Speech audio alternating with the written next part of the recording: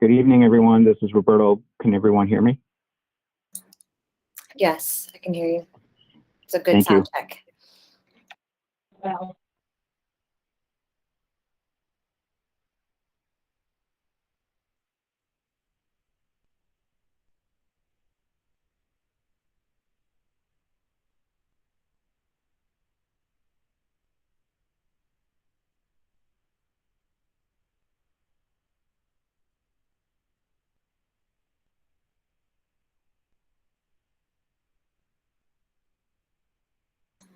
Okay, Cassie, I'm ready whenever you're ready.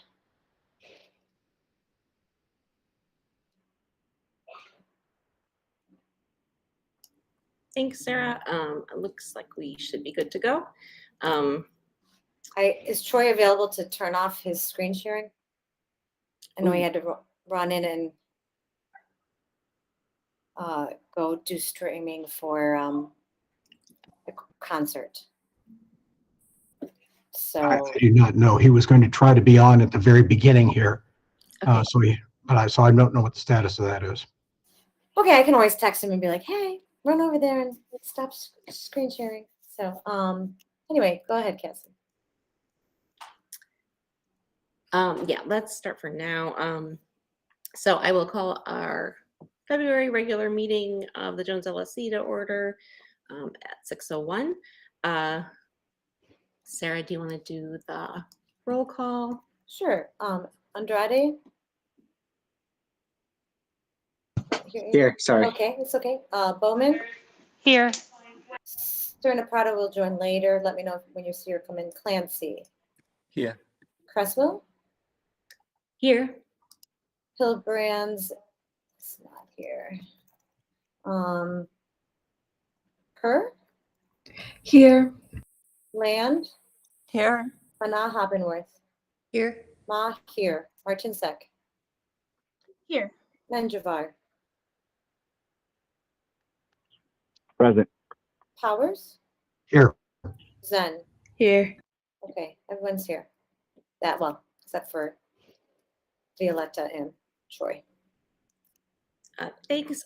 For the agenda, let's. I do have a amendment to add a welcome for Christopher Burney to number 4, because he can be here this evening. I think I saw him a moment ago.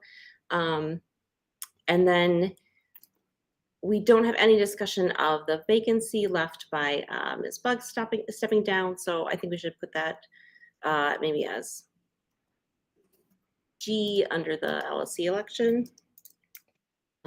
So let's type that in, Sarah. Okay, so I make a motion to amend. Do we amend it? Do we approve it first and then amend it?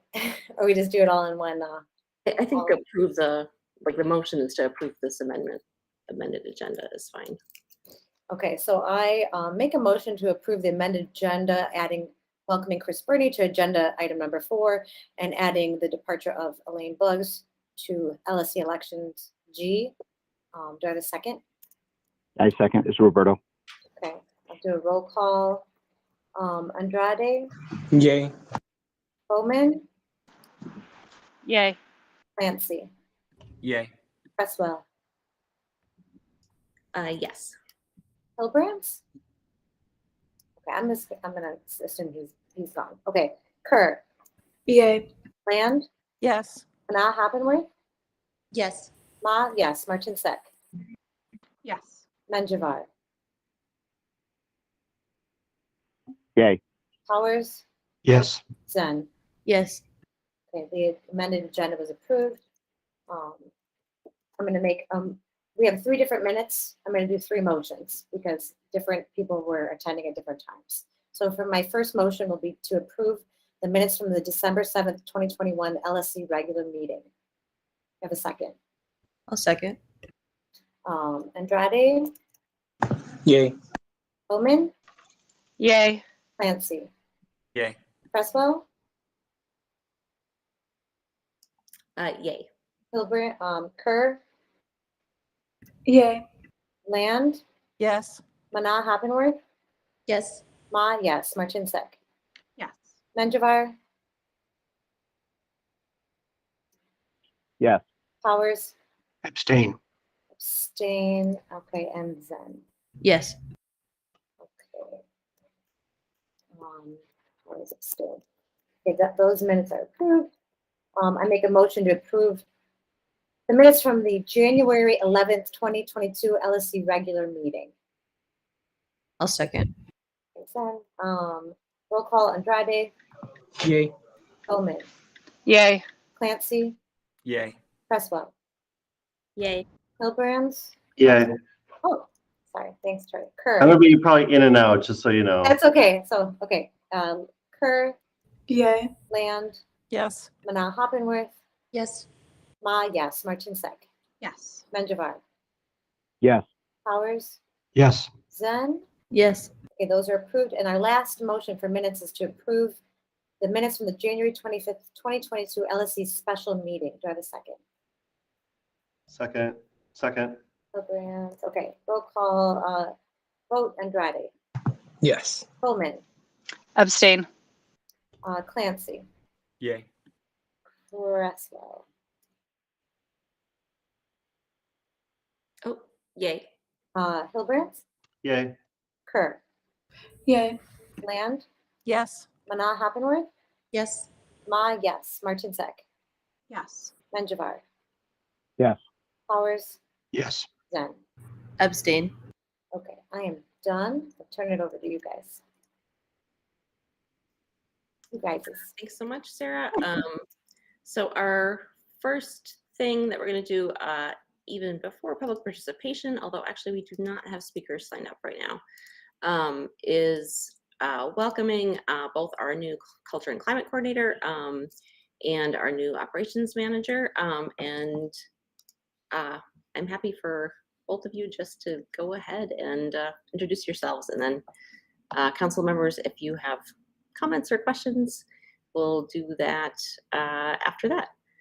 So we have Mr. Lopez listed first, and then we'll hear from Mr. Burney. Welcome to you both. Hello, and thank you so much. I'm sorry that I have to be brief because I actually have a prior commitment, but I wanted to take this opportunity to meet you all and maybe answer a couple of questions if I can. I've already had a week and a half almost of being in the building and working with staff and students, and it already feels like a half a year for me. Only because I've been there as much as possible, and I mean, there's so much, and it's been an awesome experience so far. Thanks so much. And Mr. Bernie?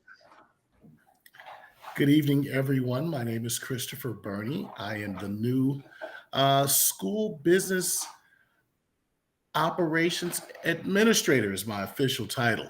It's a lot of words to say that I handle the money and the finances of the school, replacing Jeremy Voigt, who did an absolutely wonderful job. Thank you for everyone for being so welcoming to the LSC, Ms. Ma especially. I know you and I have connected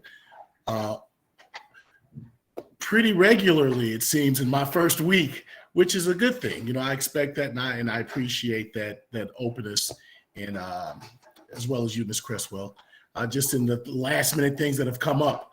But that's just the nature of the beast sometimes when you're working live in the school, and appreciate everything. And just the Jones family has been very welcoming. And it's also great to reacquaint myself with a lot of old workmates, quite honestly, including Mr. Lopez. So thank you for having me. Thank you for welcoming me. Thank you.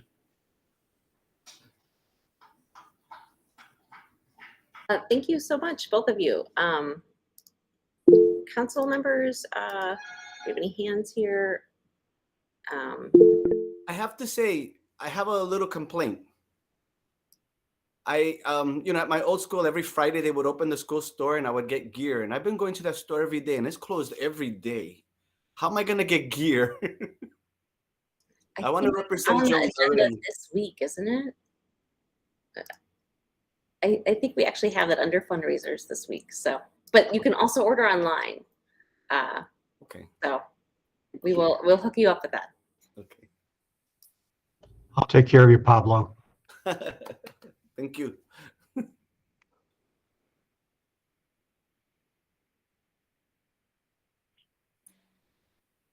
Well, thank you guys both so much for hopping in. Oh, Roberto, go ahead. Yeah, so I just, can you,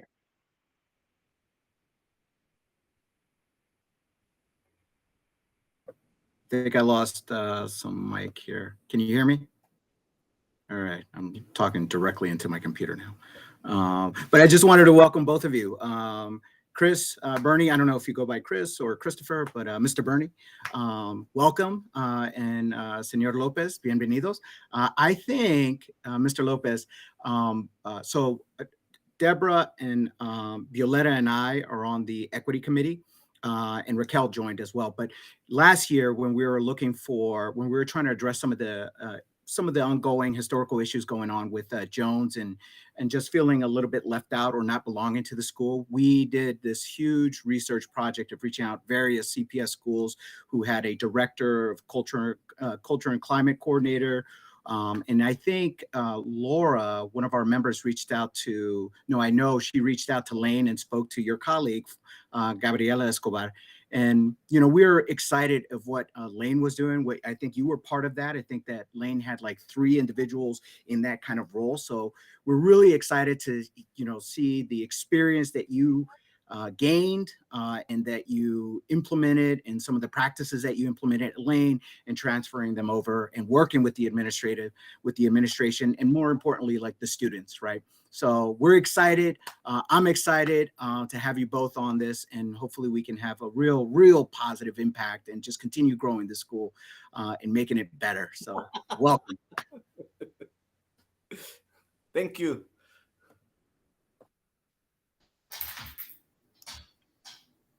Well, thank you both so much. And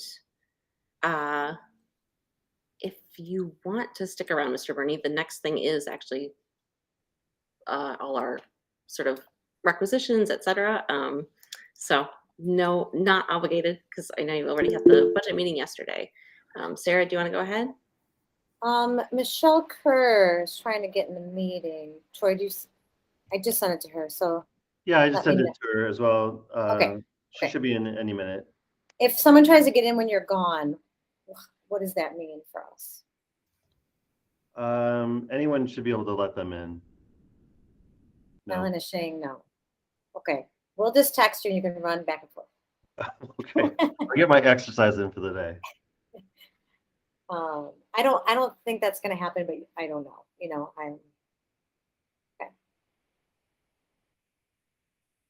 Okay, well, if you guys don't need me anymore, I'm gonna excuse myself. Thank you so much for allowing me to take the time to introduce. I did something like this with the faculty the other day, and we had donuts, but I don't know how to send donuts through this thing here. So when we see each other, I'll have donuts for you. Thanks so much. Thank you. So for the presentation, it looks like we, I think someone has to mute me. Do not have anyone signed up. If you guys don't need me anymore, I'm gonna excuse myself. Thank you so Someone much has the for screen on. allowing me to take the time to introduce. I did something like this. Yes, Michelle. Thanks, Michelle. And welcome. The next up then is new business. Approvals. Sarah, do you want to go right ahead with that?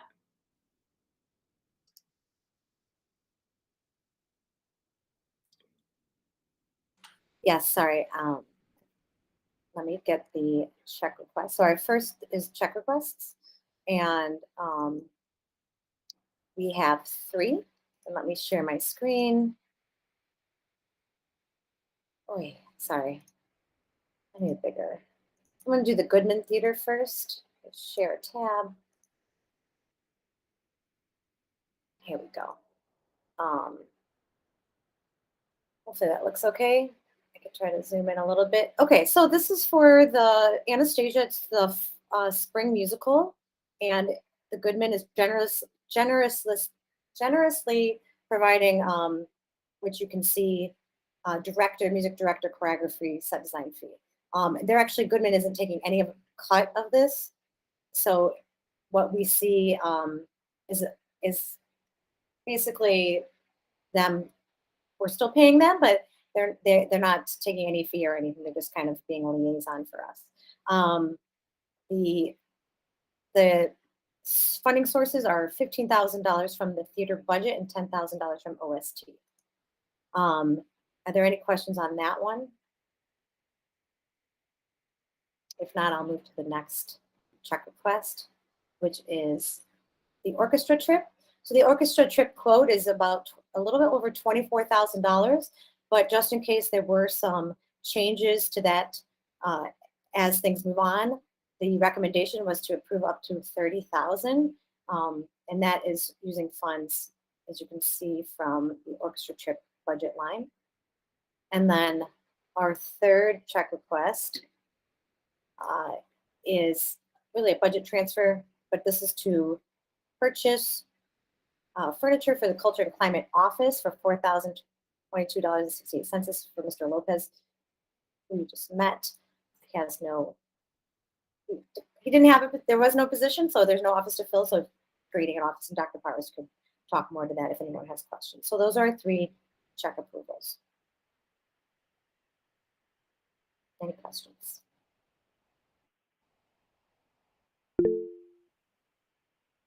Michelle.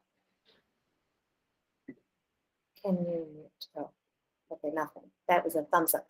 Okay. If there's no questions, then Mr. Plant. Oh, sorry. Go ahead. Sarah, I think William. Oh, You want to go ahead? Yeah, just a quick question. What is the OST with that $10,000? I just don't know what that is. Sorry. Sorry. Yeah, that's out of school time funds. We got $150,000 this year. It's paying for a lot of after school activities, and it can be used for stipends to pay for teacher and other things. Thanks, William. I'll try to use less acronyms for a little bit. Thank you so much. Yeah, so that's basically like extra, it's related to COVID relief dollars, basically. And I think we expect it to be appear next year in the budget as well. Roberto? I had a question regarding the 2 field trips. If students are going to be required to pay some sort of fee, or does the cost for the 2 field trip cover their entire trip? Dr. Pars, you know the answer to that? Yes. No, in the case of well, there's really only the orchestra trip. The Goodman Theater is services that are being brought to the school for the school play, the musical. The orchestra trip was a combination of OST funds and other sources, and then students are paying a portion as well to participate. Yeah.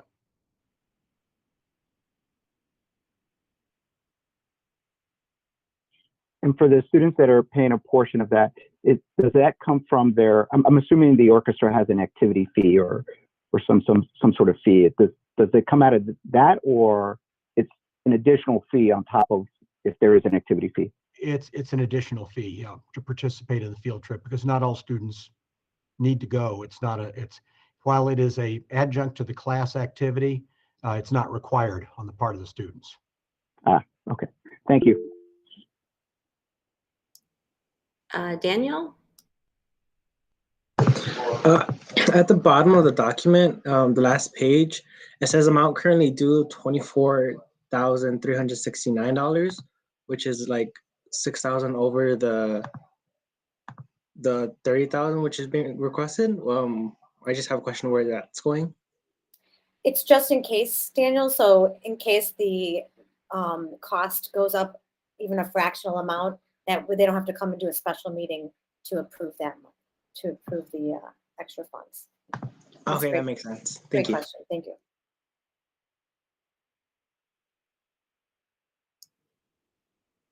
Okay, I think we can do a motion. Should we? I'll just do one big Is one fine? I'll do one motion. So I make a motion to approve following check requisitions: 25,000 to the Goodman Theater, 30,000 to World Strides, and 4,022.68 to K-Log for furniture. Second. Roberto seconds. Dr. Powers. Okay, roll call vote is Andrade, Yay. Norman, Yay. Clancy, Yay. Cresswell, Yay. Hilbrands, Yay. Kurt, Yay. Land, Yes. Manal Hoppenworth, Yes. Ma, yes, Martinsek, Yes. Menjivar, Yes. Powers, Yes. Zen. Yes. Okay, that was approved. And next, Cassie, let's move to fundraisers. Yep. Let's do the Friends of Jones one first. We have Michelle here and Raquel here. And if you guys have any announcements as well, we can do them right now instead of waiting till the below for the report. But let's do this Jonesware one. Michelle, you want to go ahead? Okay, can you guys hear me? Yeah, you do have a little echo though. Okay, so I cannot hear you guys. So if there's questions, I will try to read lips or read the stuff in the notes. So anyway, I'm excited to actually present this. And I promise I did not set up that teaser at the beginning about the store, but this is an exciting time, I think, for FOJ in the school, because we have been able over the last several months to figure out a way to bring pop-ups of the Jonesware back to the Jones community. And so what this proposal is for, it is in compliance with the guidelines that we'd like to have 2 pop-ups during the school day. Right now, the 2 that we'd like to confirm are on the 16th of February and the 24th of February. We'd like to do it from 11 to 4 because that gives around lunch as well as ACT Lab. And then we'd like to pick dates in March, assuming that those 2 dates and the time work well in February. We'd like to model that to do 2 in March, 2 in April, one of them being aligned with a musical performance, 2 in May, one being aligned, assuming that there's that decision meeting for incoming freshmen, and then 2 in June. The reason we don't have specific dates for March through June is the chair of this is a ER doctor, and she does not get her schedule until like she's going to have her March schedule in a week. So we couldn't give you the March dates, but we know we want to do 2 of them, assuming that it works well during the day. The way the process works in our understanding is that we will have to process, which is a little bit different, our cash and check sales moving forward. Will get deposited into a Jones account, and then we can get paid back out to FOJ, because FOJ cannot take cash and check sales directly in a store on school premises. So what you'll see is what we are outlining is, to date, we have had cash and check sales and the things that were equivalent to pop-ups at about $858. We're assuming that same amount of level from now until the June date. And so we are proposing that we are going to bring in about $766 in profit through cash and check sales only. We'll still continue to do the credit card sales through the online purchases. So at the end of the year, when we report out all of our fundraising activities, you'll see the whole thing. But what we're asking for right now is approval to do the pop-ups, and then to know that we're going to handle this processing of cash and checks through an account through Jones. What we'd like to request is that 100% of what gets paid will just kind of pass through and come back to FOJ to be distributed through our grant process. Okay.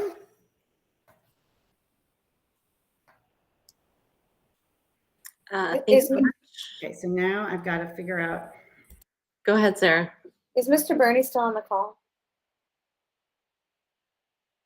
Mr. Bernie, how do you Yes, feel? I am. I'm sorry. Yeah, so how would you like that? I wish Michelle could hear, but how would you like that to, and maybe you've already discussed with them, that money, how does that work? That you're going to collect it and hold it and then give them the cash? Oh, Dr. Powers, go ahead. I would like to defer to Dr. Powers since I'm a little new at what's been going on. I'd like to hear it first before I comment, honestly. Right. What we decided in conjunction with talking with FOG leadership was to, pardon me, was to have 100%, as Michelle indicated, because the total amount of Jonesware sales is not huge. So dividing it percentage-wise really didn't make much sense, and the funds really need to be going to FOJ for redistribution. So it will pass through our hands and that which is collected at school, and then we'll go directly to Friends of Jones. That's my question. What does that mean? Pass, like, is it going to be put in an envelope in the safe and then someone will collect it?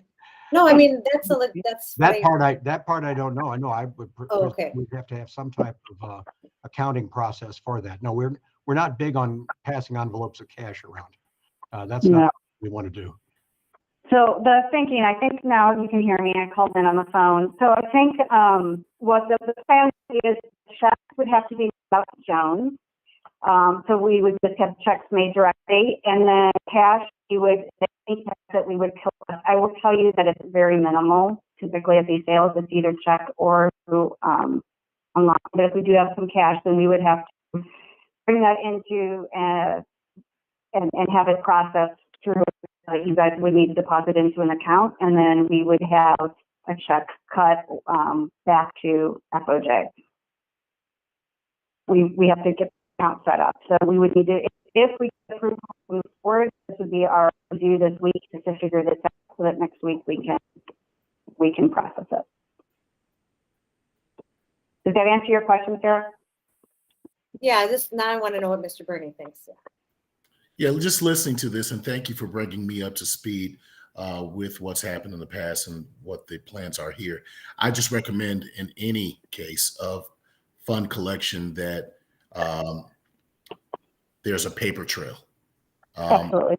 And some level of accounting report, some type of sign off each time. And I'm actually working with certain teachers on the same thing right now with fundraisers that are things that are happening at the school. So this is no different in the sense of that if we are going to collect, we need to issue a actual check as for a paper trail of what the intended purpose was, blah, blah, blah.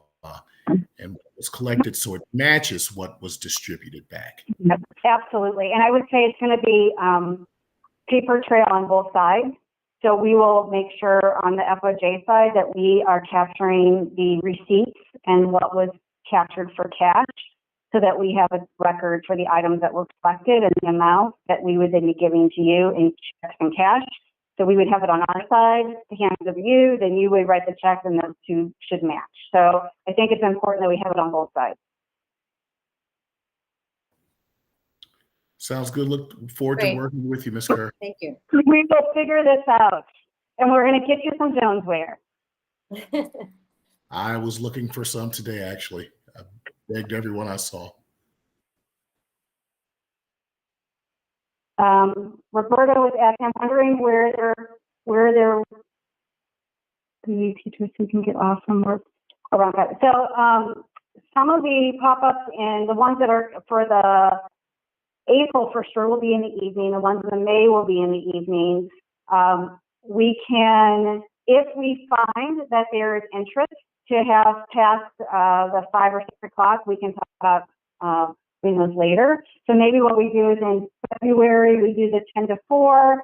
And then if people would like us to extend our hours, we can ask them to contact us. We can make accommodations and then adjust and figure out what we want to do in March if there's a demand.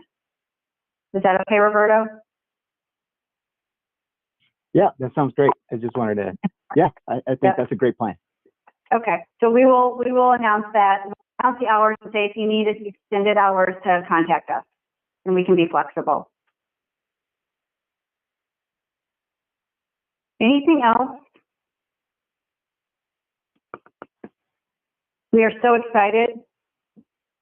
So if there's no other questions, then we'll work with you. And you go by Christopher, Chris? I didn't hear that at the beginning, Mr. Bernie. You know, my mom calls me Christopher when I'm in trouble. So I will not call you that. So Chris is fine. Okay, we will. Bernie's fine too. Okay, and I go by Michelle, so we can connect this week if this goes through, and we'll figure this out together. Thank you. I look forward to it. Okay. Do you want to vote then on this, or do you want to do the next fundraising? How do you want to handle it? I'm going to do all of them, and then we'll just vote. Okay, thanks. Sorry if I missed that while I was. No, I didn't say it. Okay. The next one is over, but it's Snap Raise, which we'll have 2 of these Snap Raise. One is for girls basketball, and one's for girls softball, which just got added. So if you didn't see it, it's in there now. And I don't know very much about what this is, but it's an online fundraiser, and they seem real organized and get you to fundraise a lot of money. So it looks like they anticipated $12,000 in profit. So we should prove that one. And then let me pull up the girls softball.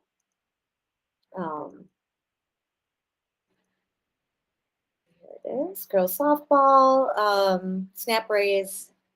This is designed for athletic teams, and they want to raise hopefully $4,300 for future field trips and new uniforms. Does anyone have any questions about those Snap Raise fundraisers? Sarah, is that in the folder? It's in the folder. One is under fundraising proposals. I recently put a shortcut in there. I think there's. Yeah, I think Yep, I found it. softball one. I found it. Thank you. Yeah, it's complicated because they came from different areas. Yikes, my computer is dying. Okay, I'm going to stop presenting. Yeah, any questions on those fundraisers before we make a motion to approve them?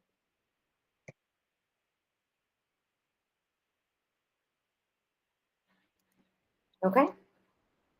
I love Michelle's thumb is still thumbs up on my screen. Or that's Roberto's maybe. Okay, so I make a motion to approve the following fundraisers: Snap Raise for girls basketball, Snap Raise for girls softball, and the Friends of Jones pop-up store for Jonesware. I second Roberto Menjivar. Ellen? I'm sorry, I should have asked this question before. I just thought of it. Would it make more sense to separate the FOJ one from the snap raise ones just because of Alexander's ability to vote? Would that make more sense? Oh, to remove any conflict of interest? Right. Yeah, I can do that. That's fine. Thanks. I rescind that motion and do a new one. Okay, so I make a motion to approve the snap raise fundraisers for girls basketball and girls softball. Roberto seconds. Okay, I do a roll call vote. Andrade, Yay. Bowman, Yay. Clancy, Yay. Cresswell, Yay. Hilbrands. He's not here. Kerr, Yay. Land, Yes. Mana Hoppenworth, Yes. Ma, yes, Martinsek, Yes. Menjivar, Yes. Powers, Yes. Zen. Yes. Okay, that motion passes. I make a second motion to approve the FOJ fundraiser for Jonesware pop-ups. Roberto seconds. Okay, I'll do a roll call. Andrade, Yay. Bowman, Yay. Clancy, Yay. Cresswell, Yay. Kerr. Oh, no Kerr. That's what we did. Sorry. Land, Yes. Mana Hoppenworth, Yes. yes, Martinsek, Yes. Menjivar.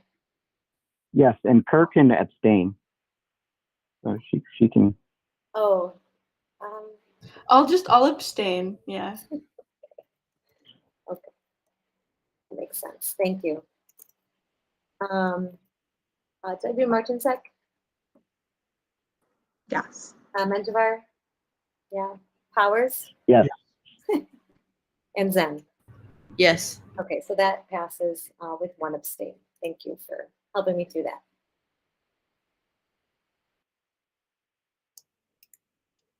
Thanks, Sarah. Go ahead, Alexandra. So just to double check can I not vote on any FOJ related matters at all in the future? Is that like the precedent for that? I think we should check on that because I actually think that for like outside organizations that fundraise for the school, it may actually only be like spouses and life partners and not children or siblings or like the lengthy list of relatives. So probably should look at the ethics policy. Shivani from OSCR says she can assist. Thanks. Yeah, because I do think it's not the same for, like hiring someone versus a fundraising organization in that policy. So, yes, so you may not actually need to recuse and abstain. Okay, yeah, so we will email Shivani about that. Any other hands there? William had a comment in the chat thanking FOJ for all the great work they're doing for students. And on that note, Raquel and Michelle, do you have anything you want to highlight from your report? We'll just bump you up on the agenda. Okay. Well, I guess I could just go through it really quick. It's not going to be that long. FOJ and the LSC are still in the process of scheduling our next mediation meeting. We hosted our town hall in January, and we are planning on having the next one after the third quarter report card, since teachers prefer after the report cards are done. And the 3 grants that we submitted or that were awarded in January or to the art club for a art hanging system, the yarn club for more knitting and crocheting supplies, and to the cheer coach for specific equipment that would be reused year after year. Our next board meeting is this week on Thursday. We have a fundraiser on March 29th at Roots. It will be in the evening. Our online auction starts April 18th and will end the day after our spring benefit on the 30th. And the spring benefit is on April 29th at Fairleigh, and that will be in the evening. And that's all that I have to report. So any questions? I know I think I read through all of that. Okay, thank you. No problem. Thanks, Raquel. Thanks, Michelle, who's not on. I think she disappeared to the stream, but thank you to Michelle too. Okay, I do not believe that there is any facility usage discussion. And I see a little chat there. Okay. So next up is amending the bylaws. This is something Deborah brought up last month to give committees the flexibility to make sure that they don't have members on the rolls who aren't coming, who then make it impossible to get a quorum and then make it impossible to meet. And so Deborah can go over that. And then I added a couple other small revisions to account for the fact that we now have 3 student members and our quorum is changed. So I think everything should be highlighted. And then Deborah brought to my attention that one of there's essentially a drafting error in the section about the quorum for committees. So she'll talk about that part. But yeah, I think everything else is pretty self-explanatory, but we can just go now over questions. Deborah, why don't you talk about the part with the removing a committee member? Okay, that would be on page 11 of 13. Item, let's see, that is item 8, section 5E. And basically what we'd like to do is have quorum set at half of the number of people, voting members on the committee +1. And the word half got missed from the 1, 2, 3, 4th line down right in the middle. It says subject to the quorum requirements based on half the total number of voting members +1. And that if someone is absent from 2 consecutive meetings, then the committee may remove them. It doesn't necessarily mean they will be removed, but the committee may vote to remove them.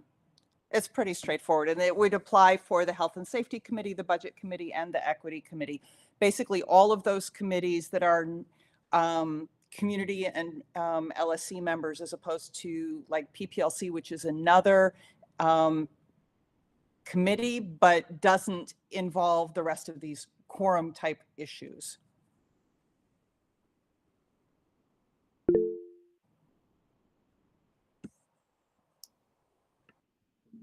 Oops. Hi, Shivani. Go ahead. Yeah, thank you. So is this specific? I'm sorry, I'm on my phone and I can't see the text just too well, but this is for the committee itself, right? Not for LSC meetings in general?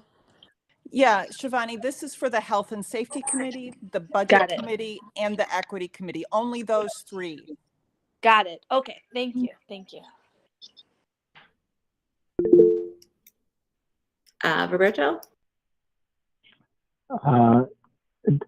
So thanks, Deborah, for putting this together and surfacing this the last LSC meeting. My question is, how did you come up with the number of days, so 2, or the number of meetings that a member may miss? Because I think for the LSC, I think it's 3, right? If a LSC member misses 3 consecutive meetings, then the LSC may remove a member. I think as I was discussing, polling different members of the local school council, Because the LSC itself is an elected body, it has a specific legal standard. And these subcommittees are volunteer committees that are not elected. And because of the smaller nature and the need to really have people commit to be there, that's when as we were floating around, is it 3 times they miss or is it 2 times we miss? We said, no, we really need, it doesn't mean for sure that someone would be removed, but that the rest of the committee has the right to decide by a vote if they should be removed. I think there's, of course, sometimes people have family emergencies or they have to work or whatever. I think there are reasonable discussion points where then the rest of the committee would say, okay, we accept that. And that's why it's not a will vote to remove them. It's a may vote to remove them. But if you have someone who doesn't show up and they're tying up a voting seat and you can't get quorum, it becomes painful for everyone else who wants to do business. Okay, thank you for that, Deborah. That I appreciate that, and it helps me understand your logic behind this. I guess I'm going to throw out an idea. I would suggest, I don't know if we need it in this bylaw, but I would suggest that the chair or the vice chair of these committees, that if a member has missed one meeting, that they at least reach out to that member to make sure that they understand the rule and that they are given an opportunity to attend the next meeting, because we don't know what the member's life situation is, and we want to be respectful and mindful of their situation. So I would suggest some sort of language, or at least an understanding that the chair and the vice chair will take some sort of active approach to reach out to members who may have missed 1 or 2 monthly committee meetings. Yeah, I think I will offer up also that it's not like you couldn't vote them back on like the next month. So it's pretty loose, these committees, but you do have to have quorum even to open the meeting.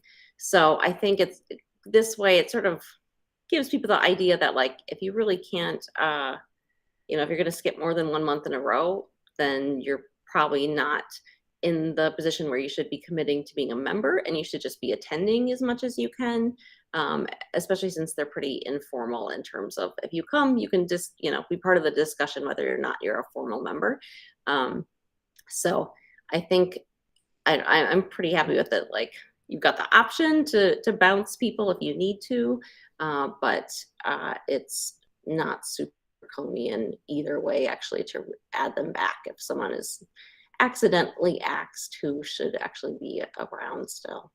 So, but yeah, I mean, in general, I think these are pretty thoughtfully run by the chairs so far. So I think it's not going to be a huge issue, but it at least gives the option of not being trapped with committee members that really aren't interested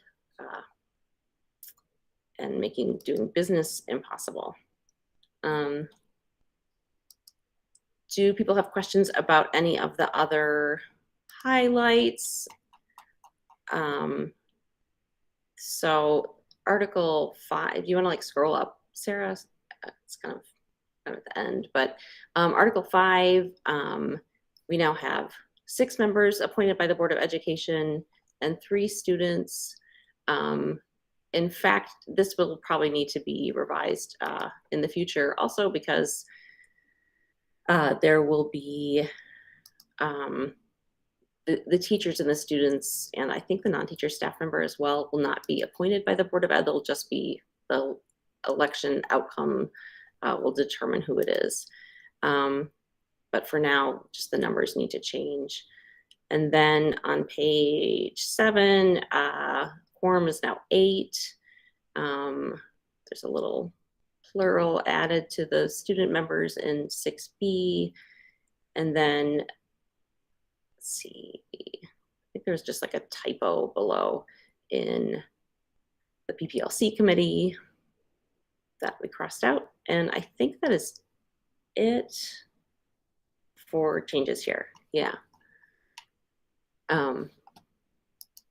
So I think we can do this all as one motion if, Sarah, you want to Yeah, and I added the half, so you can see it's based on half the total, so. Oh, yeah, so yeah, that was the error. It said like the total number, and so that's the been version corrected. that we had posted had that drafting error fixed. Mr. Slater has lots of comments about our agenda, which I'll forward to you, Cassie. But yes, I can make a motion unless there's any other discussion to amend the bylaws, Articles 5, Section 2, Art 6, Section 6, and Article 8, Section 5. Second. Our second.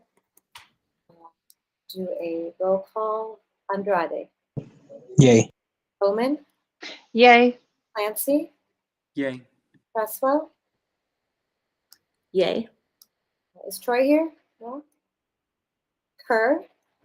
Yay. Land. Yes. Mana Hoppenworth. Yes. Ma, yes.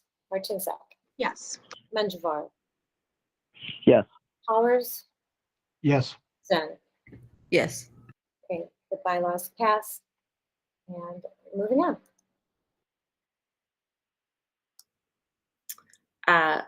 Okay, the next item is selection of a vice chair. Elaine Buggs was our existing vice chair. Now that she's stepped down, we should have a replacement because that is who runs the meeting in the absence of the chair.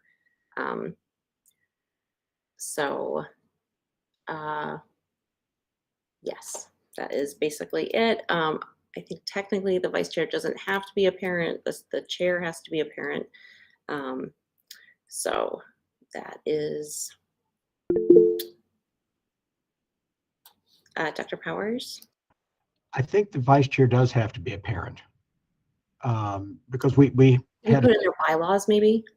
I'm not sure exactly where that was, but at some point in the past, we had a community member who was vice chair. And when that person left, and we, again, this is many LSCs ago, but it was said it had to be a parent.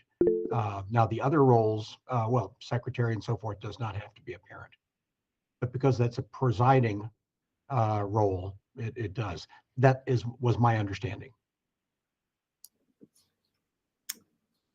Thanks, Deborah. I'd be happy to volunteer my services to be the vice chair because my understanding is that's basically just running the meetings if Cassie's not here. And I have enough experience in LSC meetings that I'm comfortable doing. I'd be happy to take that on. Great. I move to make Deborah Land the vice chair of the LSC. We do have another hand up before we do that. Oh, Shivani. Hi, yes. So the vice chair does not have to be a parent. Only the chairperson has to be a parent. And just one thing about the vice chair, I believe this is true, that the vice chair, the only stipulation is that they wouldn't be able to call special meetings, but they can, forward on the responsibilities of the chair in her absence. So I wanted to share that, Dr. Powers. I can double check with my team, but as for now, I believe this is to be the case. Thank you very much. Thank you. Thanks, Shivani. Wait, did someone second, Deborah? No, I made the motion, but if anyone wants a second. I'll second. Is that Lenny? That was Lenny. Okay. And we'll do a roll call. Andrade? Yay. Bowman? Yay. Clancy? Abstain. Cresswell? Yay. Kerr? I abstain. Lamb? Abstain. Okay, Mana Hoppenworth? Yay. Yay. Martinsak? Yes. Menjivar? Yes. Powers? Yay.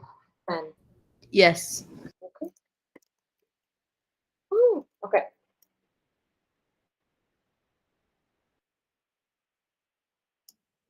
Thanks, Deborah. Roberto, Shivani, that's an old hand, right? I think so. Roberto? Madam Chair, if I may, on this topic, I'd just like to take a moment to recognize Council Member Elaine Buggs, just for a moment, if that's okay. Right? Yes, may I have the floor? Yes, go ahead. Okay, so I just would like to take a moment and just thank Council Member Elaine Buggs for serving on this Jones LSC, and more importantly, for her thoughtful leadership and for advocating for Jones students and all students, and for her ability to lead with courage and cultivate connections through empathy and curiosity and resolve to challenge the status quo, to drive change. And so I have personally have benefited enormously from her leadership and her ability just to frame things in a way that I struggle with. And so I just want to say, Elaine, thank you so much for being part of this council, for being part of this community. You've been in many ways a mentor to me. So thank you.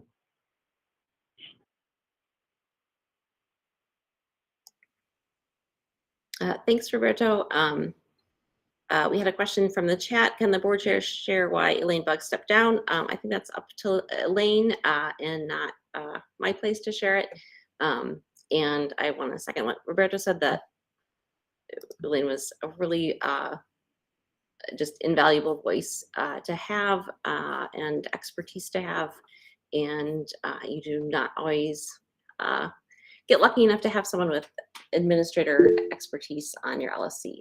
And so, yes, Deborah says her departure is a huge loss, and she was a really important voice that we will miss. But thank you so much, Elaine, for your service on this LSC. Yes, so next item is selection of the Health and Safety Committee chair. Rachel announced that she was stepping down last month. And also on the note of Elaine, thank you so much, Rachel, for your service as Health and Safety Committee chair for the last year. It is big shoes to fill, chair shoes to fill. And so we're really grateful for all your work that you've done. And the school community is lucky to have committed community members like you who want to step up and contribute. Yes, so our item here is to fill the chair slot.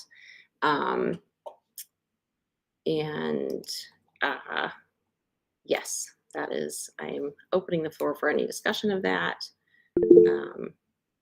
Rachel?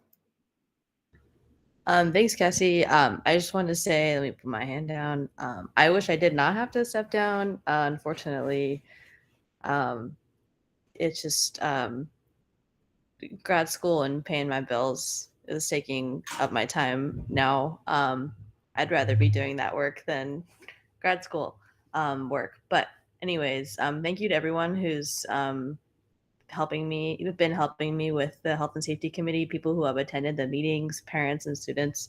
I'll still be a permanent member on the committee. So I just want to say that I'm just not going to be making the agendas and running the meetings, things like that.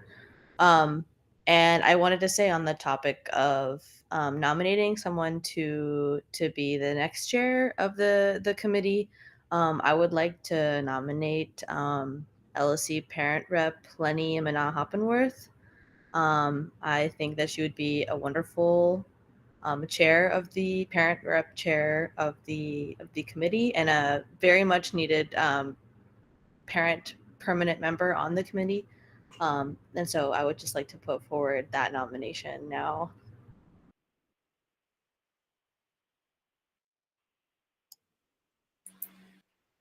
I'm happy to second that.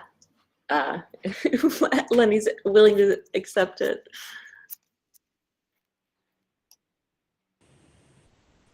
I would love to accept that, Rachel, and I'm excited to work with you, continue to work with you and build off of everything that you've done in the last year. So thank you for your service and thank you for the nomination.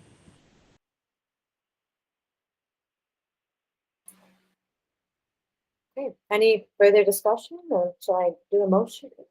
Or are we doing a motion? Yeah, I think no hands, so let's do the vote on that. Okay. Do we have official nomination or we just talked about it? Rachel nominated and I seconded. Rachel did? Okay, thanks, sorry. And Lenny accepted, so we're not doing this against her will. Whew, okay. That's what seconded. Okay, I'll do a roll call vote. Andrade, Yay. Bowman, Yay. Clancy, Yay. Cresswell, Yay. Kerr, Yay. Land, Yes. and Al Hoppenworth. Abstain. Abstain, Ma, yay. Martin said. Yes. Menjivar. Yes. Powers. Yes. Then. Yes. Okay, thank you, Lenny.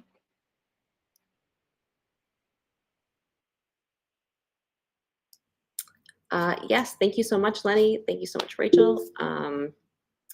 And I anticipate a smooth transition. And okay. The next item up is principal evaluation. So we should start talking about this. We last year did principal evaluation in April. And so really we need to have everything in the row, lined up and scheduled basically at next month's LSC.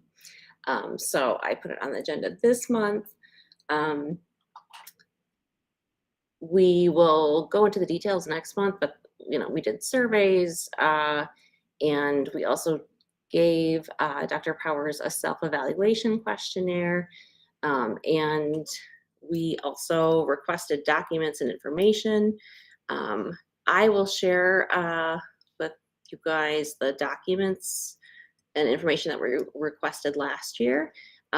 People can make suggestions and additions, and then I think we can have that ready, have it finalized for the March meeting.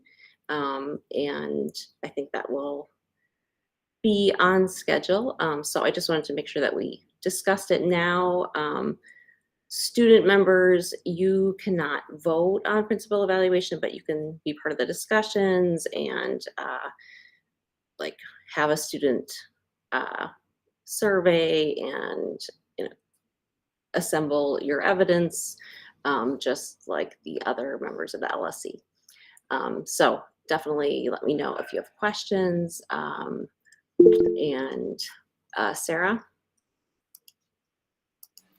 So I'm just thinking about the timeline. So you're going to share a list of things that you want from Dr. Powers. In addition, you're going to, so next meeting, like I'm envisioning that you're sharing also like other things that we would do, which would be a survey to community teachers, etc., staff, and then like kind of some dates so that we can, because we're going to have to meet in April. And usually, and that's separate from our LSC meeting, we also have budget. So like, I'm just trying to think like it's going to get really busy here. Yeah, and there's spring break right in the middle of right. that. So yeah, instead of as early as it was last year, so we had more options in April last year. So some things may be moved up a little bit. So yeah, I can share all of the stuff that like the schedule that we had last year and the steps that we had. I mean, it was basically like what materials we assembled, and everyone should be ready to weigh in on that on March, is it 9th? It's the same, March 8th. I just want to make sure that we have all that so that we can get the dates on the calendar next month. Yeah, so on March 8th, we should vote on like our calendar schedule for the process. And yeah, well, people I think basically we had like the teachers take care of the teacher survey, et cetera. So we will, everyone should be prepared to discuss that. I will send around the stuff that was from last year. I think it's still going to be in the public documents from last year, some of it. So, and if it's not, I'll make sure it's available. And I can put the actual list of documents and information requested as well, just in the folder from tonight too. And people can look at that. So this is more like an item of next month we'll like vote on the calendar and begin the whole process. So yeah, and for any new members who didn't do it last year, May 1st is basically the deadline for entering your initial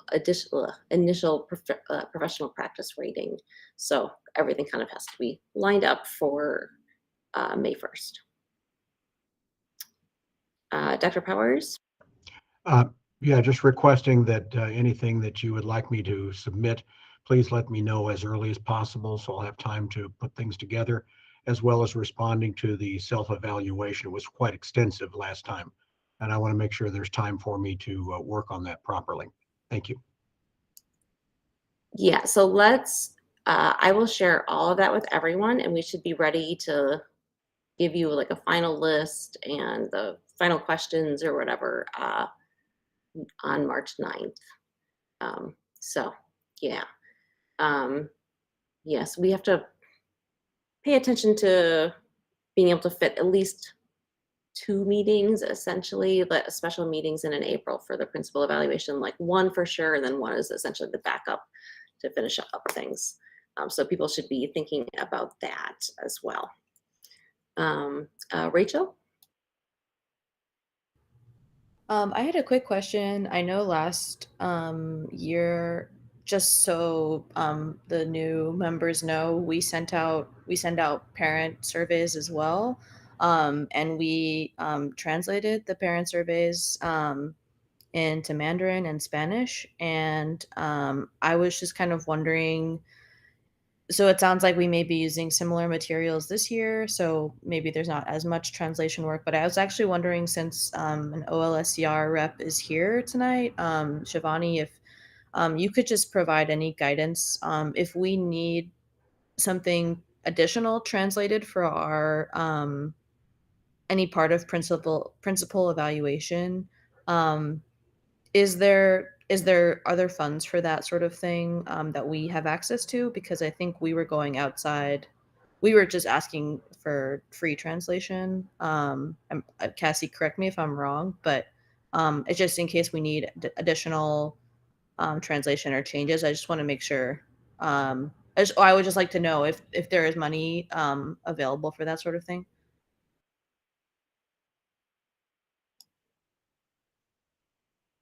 Maybe Shivani's there. Hi, Shivani, if you're there, or if you get, oh, great. Go ahead.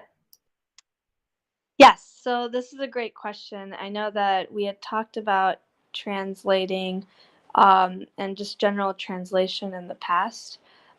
So unfortunately, our department doesn't offer a translator, but if there is room in your budget for translation services, maybe there are miscellaneous lines that you can allocate specifically towards any sort of translation services, whether it's principal evaluation, CIWP,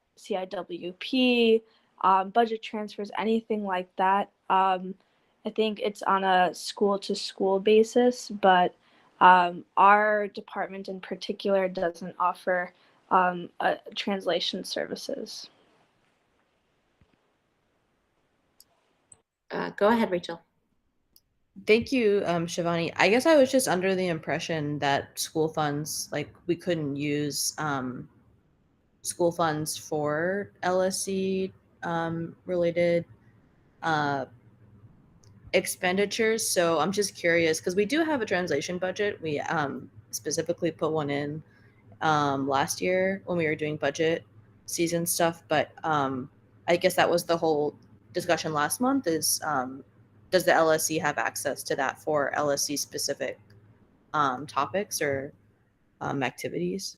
Yeah, that's a great question. So basically, what I meant was, if you have translation services or specific staff at the school that can provide translations for you, what you can do is create a committee specifically that, and you can, essentially have non-LSE members be a part of that committee, and they can volunteer to translate for you. But essentially, no, you're absolutely right. For LSE related matters, I don't believe that you can use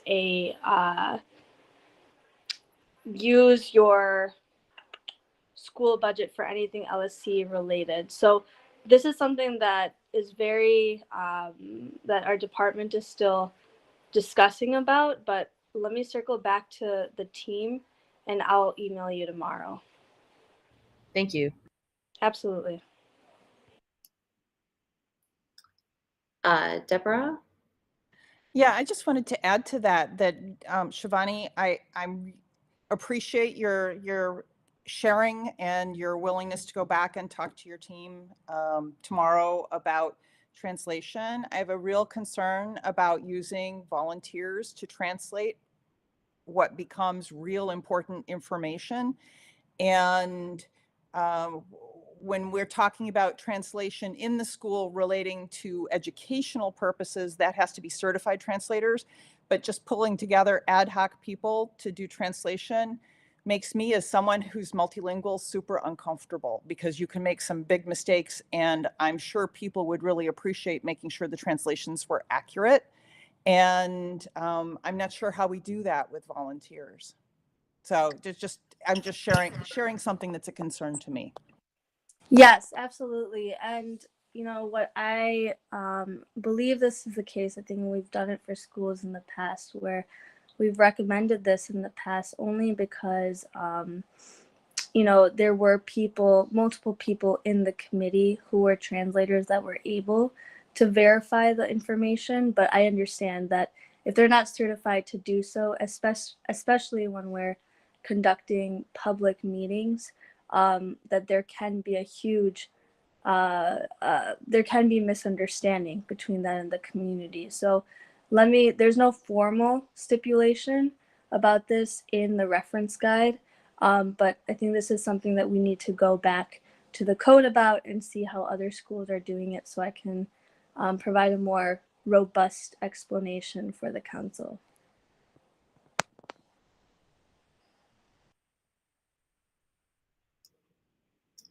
Thanks, Rachel and Shivani and Deborah.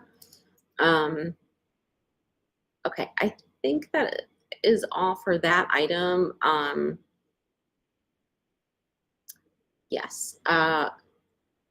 For the next item, LSC election. LSC elections are coming up. I have all the information. I already put it in the minutes. So LSC election is April 21st for high schools. Oh, Dr. Pars, do you want to go ahead? Sure. I'm sorry to jump in here, but we've been trying to, plan on this end from the point of view of the LSC candidate forums and of course the voting. The voting for parents and for community members will be the 21st, April 21st, which is report card pickup day or parent teacher conference day. So that's, as it's normally is. The student election has to be Monday of that same week, which is April 18th, which is right after we get back from spring break, but it's either the 18th or the 19th, and the 19th is a scheduled day for us that will not work for the elections. Also, we're working with the Blueprint, our school paper, to act as the moderator, have the staff there act as moderators for the candidate forums. We'd like to do the student forum at school during our ACT lab on the 22nd of March. That's basically when it has to be done. And the parent and community forum we can do that evening, like at 6 o'clock. Also here at school, also moderated by Blueprint. We thought this would be a wonderful idea for these kids to have a chance to be directly involved in this process, not just voting for their own candidates, but actually being involved in the moderating of it. So we're excited about that. I met with their sponsor, Mr. Magid, and with Leo Necklace, who is the one of the editors of the paper today. And we had a really great discussion, some great ideas, and we'll be planning that out so we can have a really robust event for both of those events, the one at school for the students and the one in the evening for the parents and community members. We're looking at using the gym probably for these events because it allows for a maximum amount of social distancing, given that we probably will not have gigantic crowds. If it looks like we're going to have relatively small numbers, we might move to the Robin Bennett Theater, but I think we're probably going to be looking at the gymnasium. Roberto? So I just wanted to, so I think that sounds great. I think involving the newsprint, the Jones Bluesprint to moderate the discussion, it would be similar to like what WBEZ and some of the local media have done. So I think that's want to just acknowledge that in the 2020 election, Daniel Andrade and Trinity Lee also moderated the forum. So I just want to recognize them for moderating the forum and just doing a great job. I thought they did a fabulous job.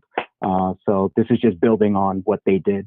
My question for you, Dr. Powers, is I'm wondering if they will be live streamed or if we can have those forums live streamed and recorded. We will definitely record them, and our plan is to have them live stream. We just have to make sure we've got everything set up appropriately for that. That's why the actual venue, the space we actually have it in, may be driven more by the ability to do the live streaming because of the connectivities and so forth. But again, we've got plenty of time to plan the venue part of it. It will be here at school, but yeah, that's the plan for now. Anyway, I think the Blueprint staff is very excited about it. We are as well.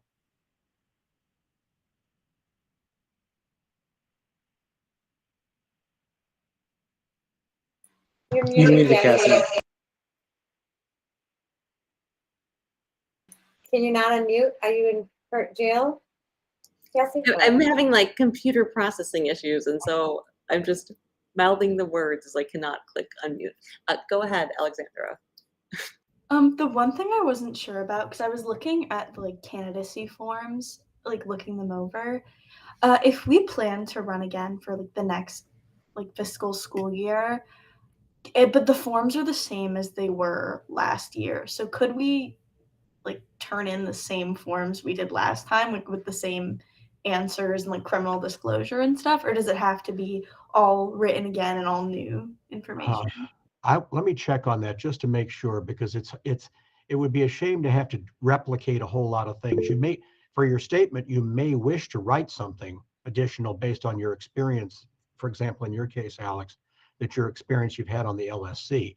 But looks like Mr. Hilbrands may have some input on that. He probably knows more about it than I do.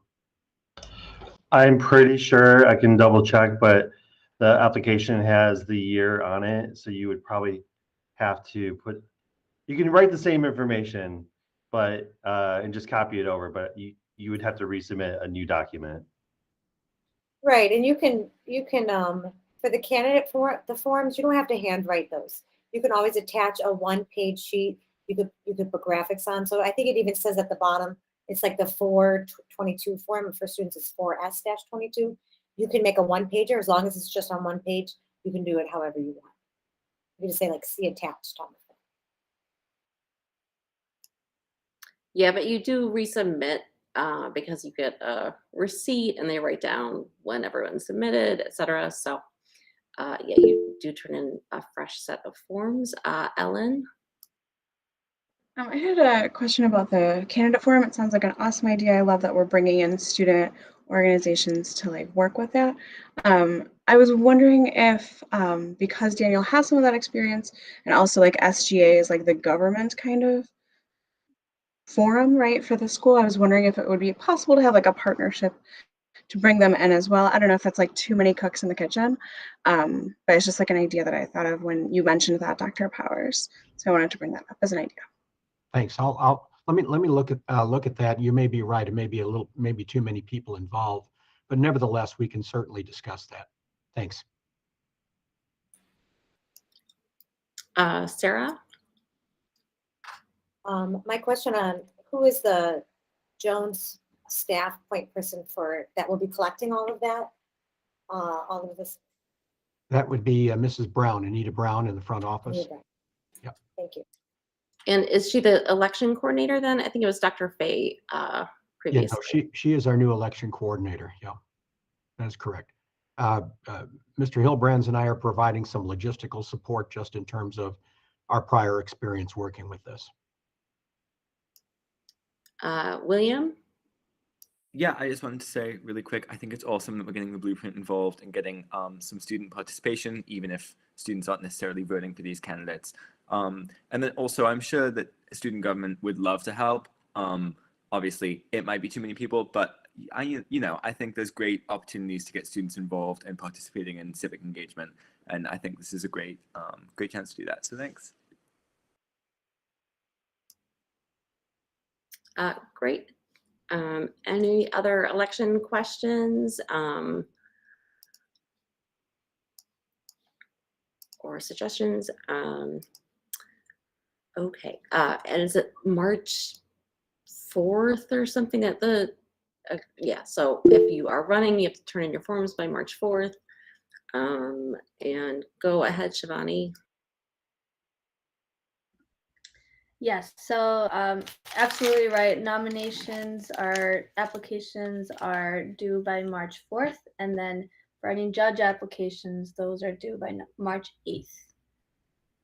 And just remember that for judges, if you volunteer for both days, there is a $250 stipend for volunteering both the first day and the second day. So you can make $500 in 2 days.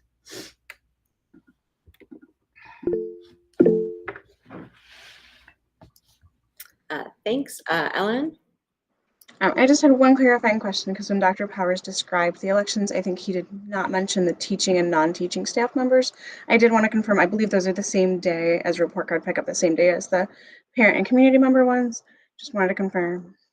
That is correct. And what we want to do with the teachers and then the non-teacher representative is to come up with a kind of a separate thing, because they're voting on it within their own group of people.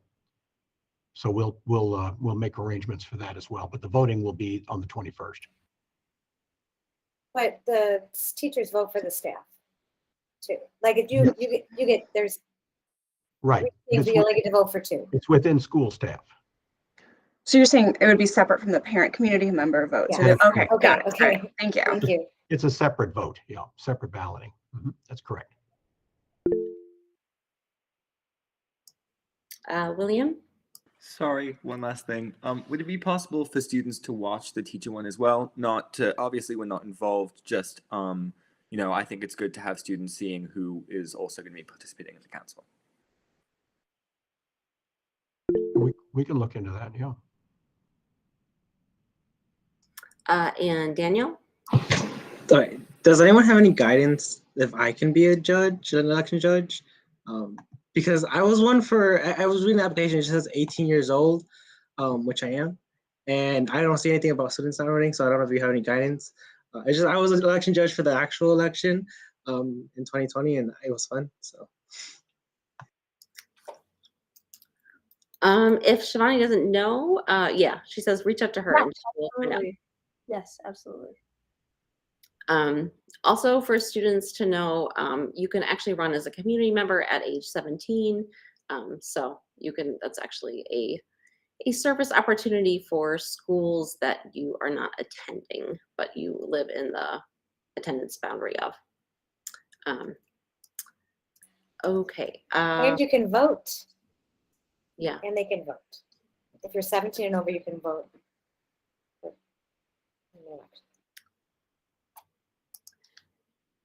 Okay, next on the agenda is the parent vacancy. Timing on filling it is kind of weird, but on the other hand, even though the election is in April, the turnover does not happen until July 1st. So I added this so we have a little discussion of it, of what people think about that timing and when we can fit that in. And there are a lot of important votes coming up in the spring. So it's sort of an important thing for us to discuss. Roberto? Yeah, so for the vacancy, if we can, right, if we put it out on the school website and promote that there's a vacancy and encouraging parents to apply or submit their candidacy form, we can vote on this in March, right? And then they would take their seat immediately as a parent. All right. Unlike the teachers or the students, they don't have to go through the board and wait for the board to approve the results. Is that right? So potentially, the parent could take their seat in March at our March meeting. Yeah, we could start advertising it and put it on the agenda for next month, and see who we get as candidates and hold a selection then if we want to fill it. So, yes. Any other comments or ideas about that? Yeah, well, I think we should start advertising it then. And I think Troy can post that like we did previous ones, and put it on the agenda for next month. Sarah? So my only thought is, yes, I think it's good, but I also think like, the nice thing about our community is we do have a lot of people that are experienced with LSCs. I just don't want to bring someone on and kind of be like, we're doing the budget. And we're doing 2 principal evaluation meetings, and it's not just 4 meetings, it's like 8 meetings or whatever it might be. So I just wanted to maybe make that clear in our announcement that it's open and that, this is a busy time. So, but I'm sure there are parents out there that are experienced and willing to do it. I just don't want to minimize the amount of commitment it takes in the spring. That's all. Yeah, it's definitely 4 busy months. People should be aware of that. And yeah, and it is up to the LSC to fill it. So if we don't get a suitable candidate, you don't have to fill it. But I think it's good to start advertising it. Dr. Powers? Yeah, you're right, Cassie. A lot of schools have difficulty filling roles on the LSC simply because they don't have enough people interested. But we have a strong number of people, regular participants. So if for some reason we don't fill that one seat, we can still continue with all of our regular business. We have ample people for that. So anyway, but I have no doubt there will be many people interested in doing so. Thanks. Okay. I think that concludes new business. Old business, CIWP updates. I don't think we got a document from Dr. Plunkett. We should vote on a new improvement plan in May. And so I am eager to see the timeline of how that plan is going to be developed, and especially who is on the CIWP team, which I don't think we have a current list.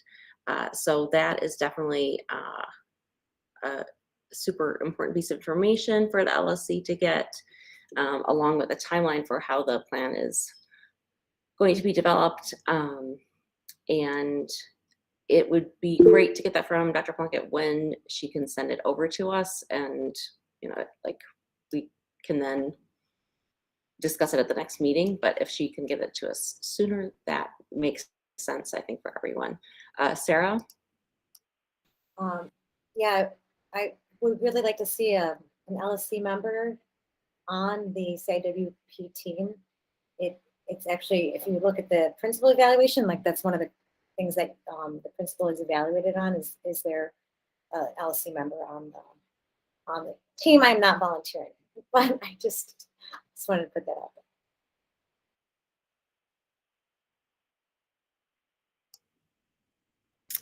there. Thanks. There's no other comments on that. B is tracking LSC information requests. I didn't do an update of that this month and might next month. The tracking of equity needs and resources, I updated with the information we got from Mr. Mitchell, and he is on the call, so we can talk. We'll do the principal's report, and then we'll do we'll hear from Mr. Mitchell. Okay, so I think we are now at reports. This is a speedier evening than normal. So I think we can keep going. Like, anyone want a little 5-minute break in a desperate way? Raise your hand. Okay, let's go with keep going. Okay, go ahead, Dr. Powers. Okay, thank you very much. I'll keep this fairly brief. My apologies for the delay in getting to this to the members. There were just a few pieces I wanted to put in place there rather than try to, shoehorn them in later on. First of all, we saw some nice improvement in terms of our on-track rate for our students. Again, measuring the percentages for grades 9 and 10. Those came up pretty nicely from the first quarter, which I'm very happy to see. Almost into the area where we normally have been in the past, pre-COVID. In fact, the freshman on-track rate of 98.5 is within our normal range, and the sophomore rate is only very slightly below where we were prior to the pandemic. So very happy about that. Attendance is not good. It's not horrible, but it's also not really good. But again, we had so many oddball things happening this year, including the coming back to school for 2 days and having 5 days out of school and so forth. So our year to date as of the 3rd, last Thursday, is not quite 91%. Normally at this time of year would be closer to 93%. Nothing really major in terms of discipline incidents and nothing of great severity that wasn't already reported in the past.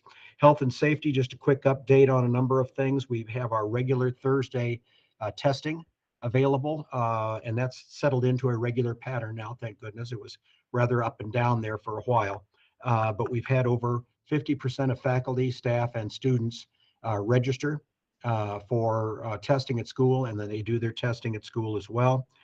We've only had at school, and these are not people who caught COVID at school. These are people who were tested at school and were found to be positive. We've had 26 students and 10 staff members have tested positive through the school testing. So that's good that they caught that.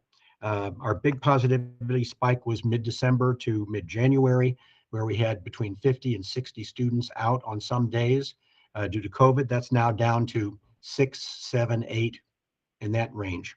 So that's significantly changed.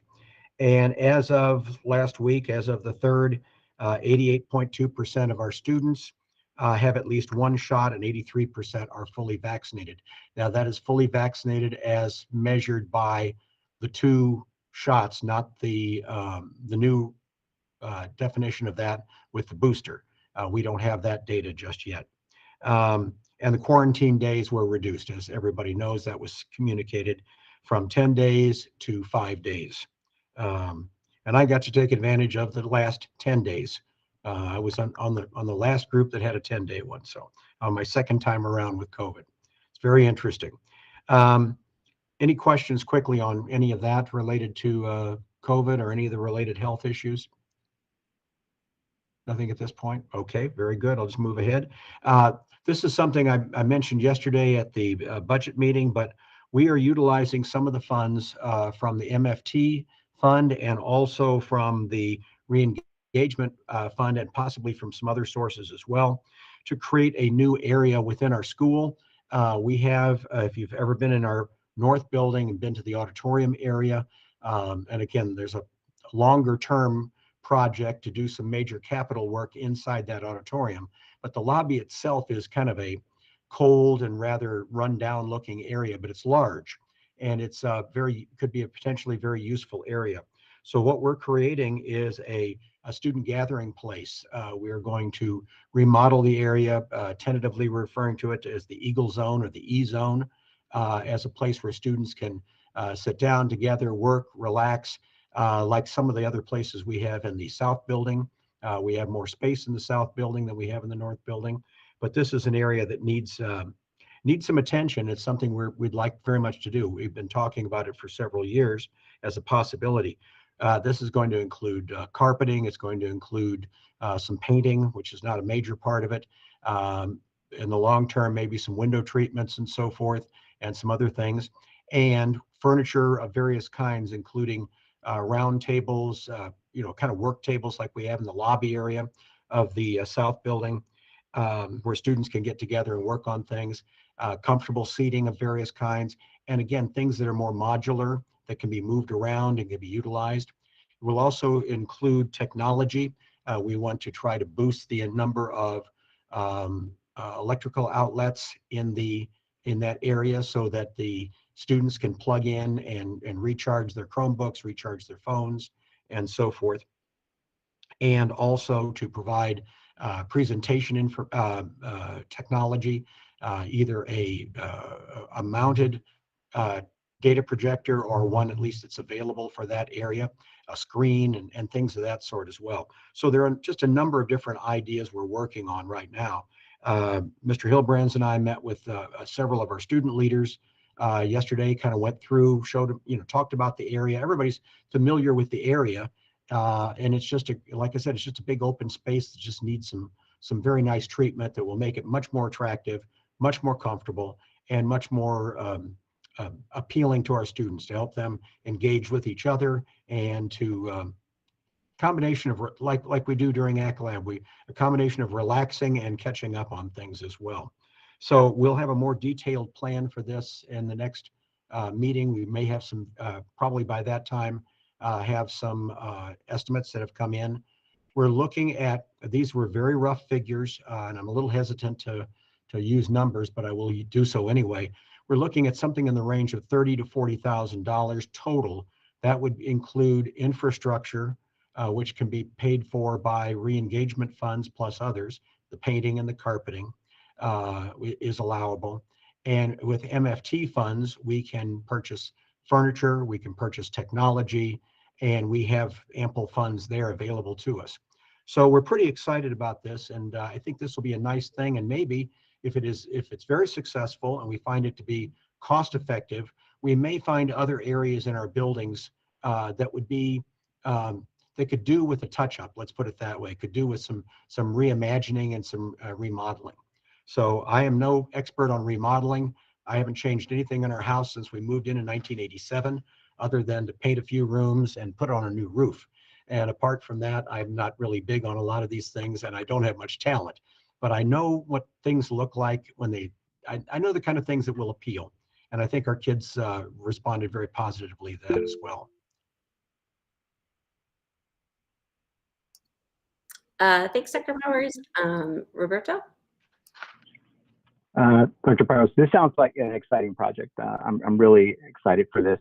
I'm wondering if you've reached out, or if it would be helpful to reach out to the Restorative Justice Program at Jones. So I think Daniel and maybe Alexandra, you're both part of that, right? So I know Mr. Feely had sent something recently to the LSC about that the students who were part of that Restorative Justice Program, I don't know if it was Daniel's cohort or if it's this year's cohort, that they're ready to host talking circles.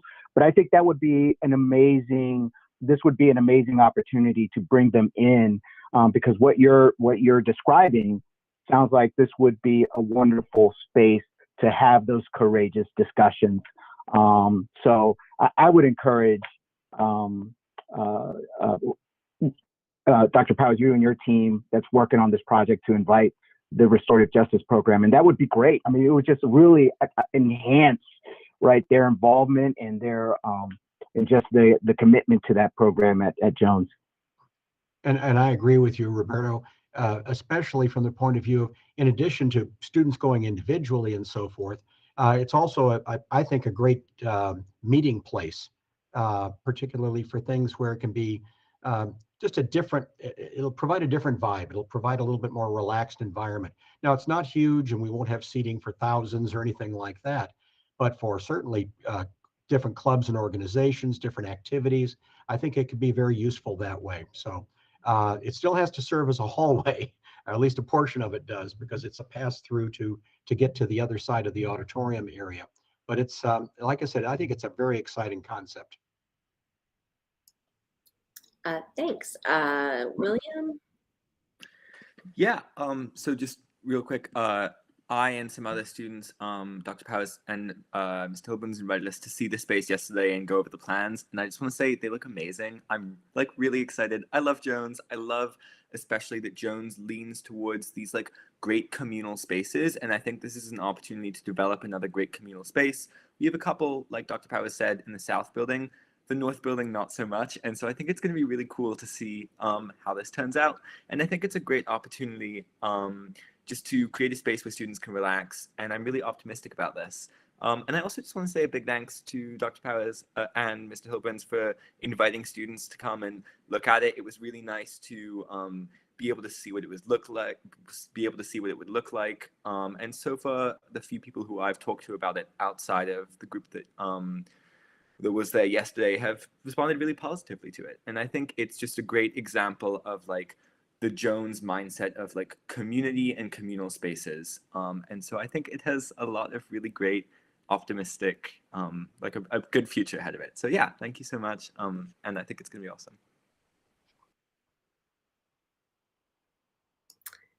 Daniel? So yeah, I just wanted to echo what Will just said. Thank you so much, Dr. Powers, for taking initiative and like just jumpstarting this idea, and Mr. Hilbrands for creating the ideas. They were really nice. Me as well. I ran to my homeroom and I was telling all my friends about it. Like, oh, we want to renovate this area, and like, what do you guys think about it? And they were all like giddy. We were like, oh yeah, this is really nice, you know. Especially because that area is where a lot of students, especially in the old building, do tend to go. Like when we went there, there was a bunch of students just sitting there on the floor. So I think that's a great idea. And Roberto, you brought up having their like restorative justice meetings there, maybe, if anything.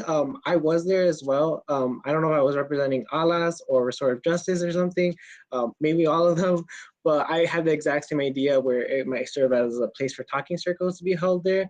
When we went there, we were talking about having like couches there or like nice seating areas. I was thinking the same way that we were thinking like movable furniture, so you can just make it in a circle, have those talking circles, and just so other clubs can meet there as well. Like just, you know, there's 5 days in the week, so 5 clubs could meet there on different days if anything. But yeah, I was having the same idea, Roberto. So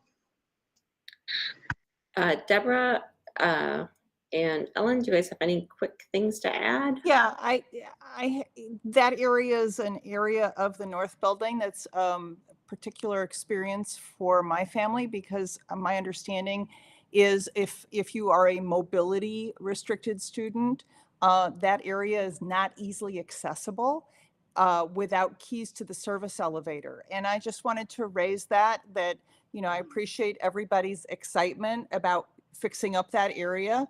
But without keys to the service elevator, there are students in our community who won't be able to use that space. And so just, you know, I get that we're excited. It's going to be lovely, but we need to figure out how can we make these things lovely that everybody can come without having to go into the dirty service elevator to get up there. That's a particularly inaccessible part of our campus.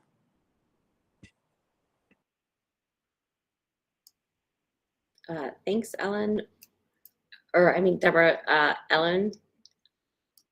Thank you. Yeah, I see that Sarah brought in a comment from Katie Colby in the chat, and I was already going to ask a little bit about teacher impact. I know that that area often gets used by the orchestra classes to like break into different sections because you don't want them all in the same space at the same time during rehearsals. Although I hear their concert is going amazingly well right now, by the way.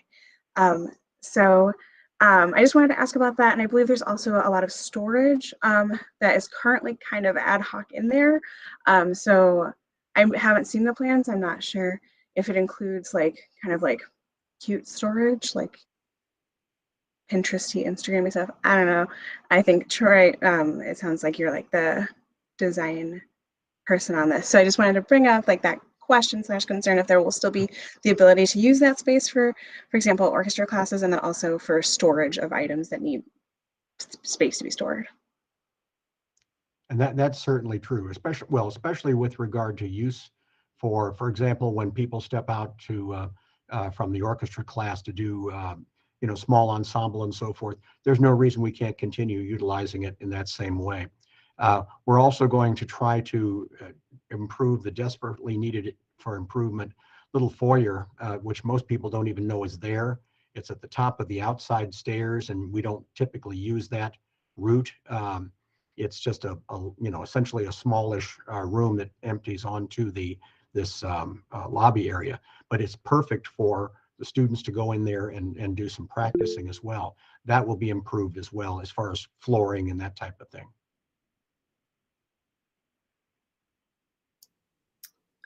Okay, one last comment from William. Sorry, real quick. I think the point about teacher input is a really good one. I'm not in orchestra. I do have European history in a room right next to where the orchestra practices, so we see them practicing. I think from what I've seen in the plan so far, it would still be totally accessible to them, but I think it'd be really great to hear the input of the teachers who will be impacted by that. And I think Deborah made a really good point of thinking about like how can we make this accessible to our students with mobility issues, and that's something that we should definitely consider moving forward.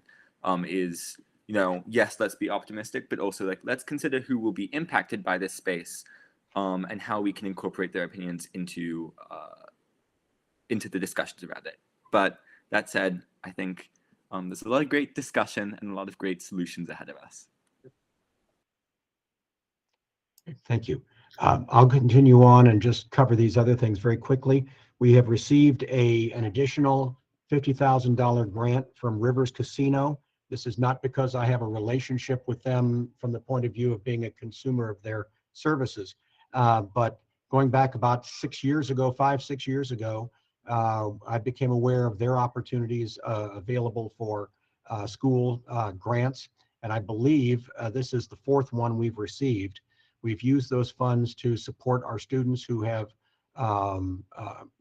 fee waiver qualification to support their tuition for the dual credit program.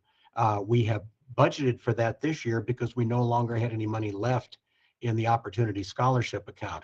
Well, this will replenish that to the tune of $50,000, which will get us through 1 year, possibly as much as, depending on the number of students, it could be as much as 2 years that this will pay for those tuitions.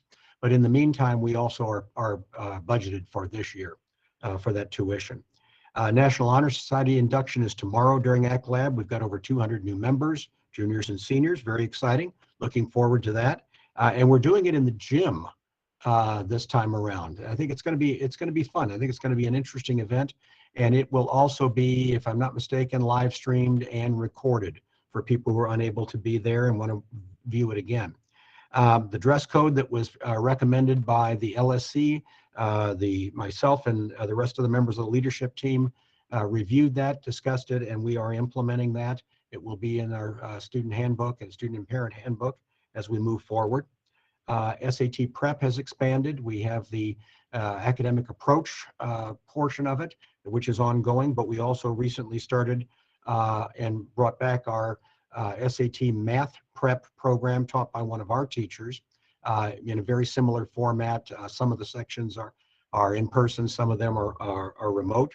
And because of the funds we have with MFT, we didn't have to charge the students anything for that as well. In the past, we've usually charged $25 kind of an earnest fee, I guess you want to say. So there's some skin in the game, and then we give a refund for students who attended all sessions. This year, we did not have to charge anything.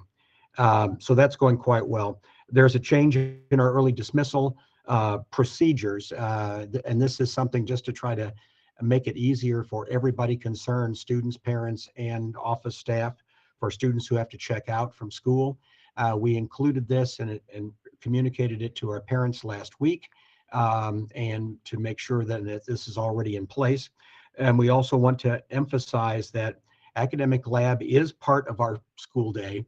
And I realize that some people utilize it for appointments and things like that. That is understandable to some extent, but it is very important to know that academic lab is there to support our students and is there and is considered part of our attendance day. So that's just something we wanted to reinforce there. A number of good upcoming events, and one of them is going on right now, which is our chamber music concert in the North Auditorium.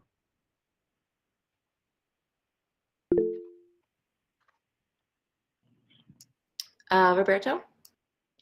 I just have one statement and a question. So I just want to say, Dr. Powers, thank you so much for reaching out to Academic Approach. From the parents and students that I've talked to, that have reached out to me, that I know personally, they have really have appreciated that Jones was offering this opportunity to them, to the junior class, and it sounds like there was a good number of students who signed up for it, and just offering both that option of virtual or in person has worked out well. So I think everyone, or at least the people, let me reframe that, the people that I've talked to have really appreciated that we were offering, or Jones was offering, that opportunity. So thank you. I know it's been a whirlwind since the pandemic. So, and then regarding let me go to your principal. Oh, the early dismissal. Yeah. So for ACT Lab, do students have to? I know that some students, including my own child, uses ACT Lab to meet with teachers or to take a test that they may have missed. I know that she has to check in and then she can go, but does she have to come back to her ACT Lab and check out? No, the procedure is the students, when the lunch periods are done and that period, 8th period, begins, students are free to go and do what they want to up to that particular point. In other words, they can go see teachers, they can do office hours with their teachers, study, go to the library, so forth and so on. And in some cases, they just sit down in groups of people. That's probably the most common thing on a day-to-day basis, and interact with their friends. They don't go back for attendance until the end of the period, the last 10 minutes. Yeah, 3:05. So they have to go back for attendance.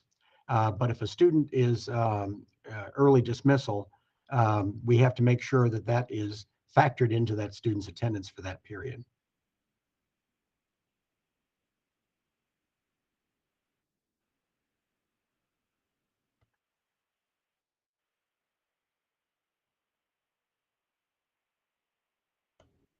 Thank you, everybody. Thanks, Dr. Powers. And Lenny has a comment in the chat. Let me see, scrolling back here. I think we should mention that thank you to those who worked on the new dress code and for the administration for implementing the policy. Okay. Let's see how many reports we have left for tonight. Okay.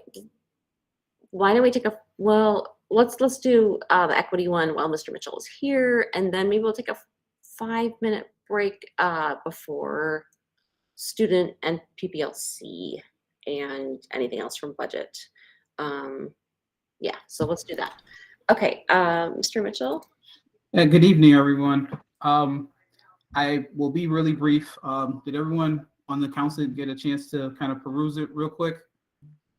So I will try to be even quicker. Under priority 1, just a quick update as it relates to Davis Consulting, Davis Squared. We had our last session on January 28th, and it was a good session because it gave us an opportunity to kind of be reflective on the work that we had done, the journey that we had taken with the consulting group, and it kind of provided some of the breadcrumbs for some of our next steps. So providing that space. Moving forward, we're still waiting on the completion of our equity audit. We should get those results on February 15th.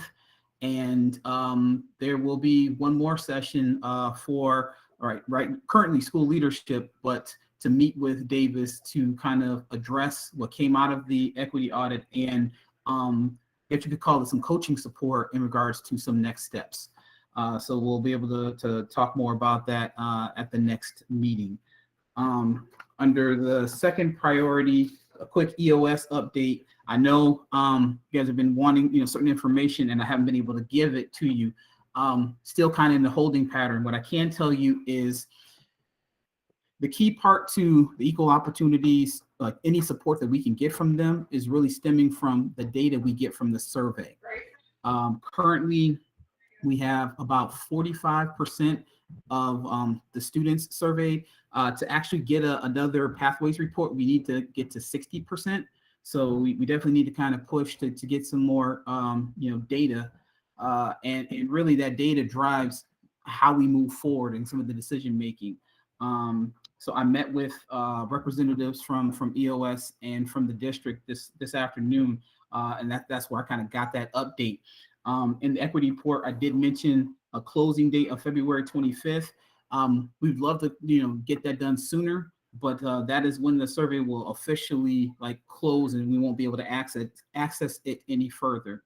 But again, once the data from the survey is collected, we get the opportunity for student voice to really be shaped. I can speak more to this. I think the plan was for me to do maybe some sort of presentation at the next equity committee meeting.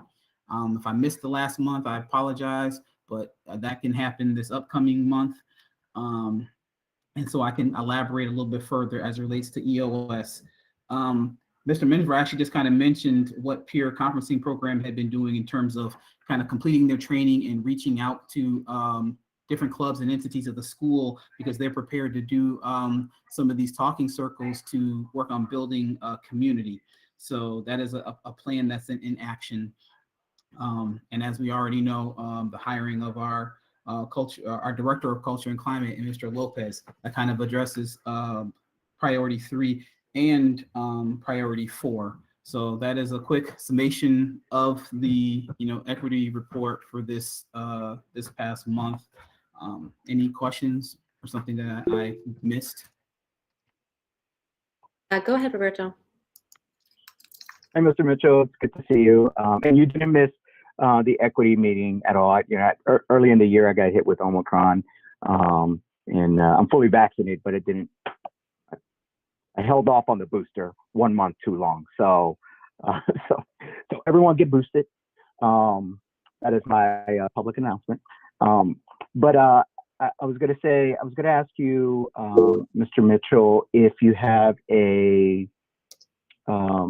do you know what the response rate was for the Davis Squared survey?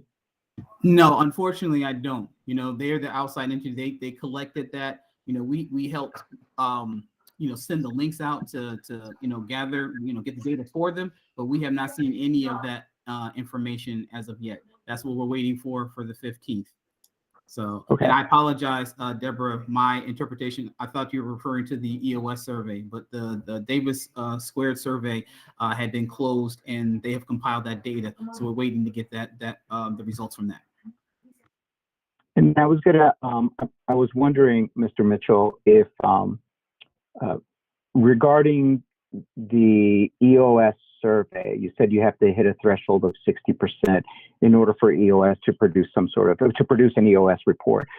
I'm wondering, Mr. Mitchell, if it would be helpful, speaking of academic ACT Lab, if students could take, I don't know how long the survey is, but maybe take that 15 minutes of ACT Lab for them to complete the survey, right? Because they have to check in before they go out and do what they would like to do.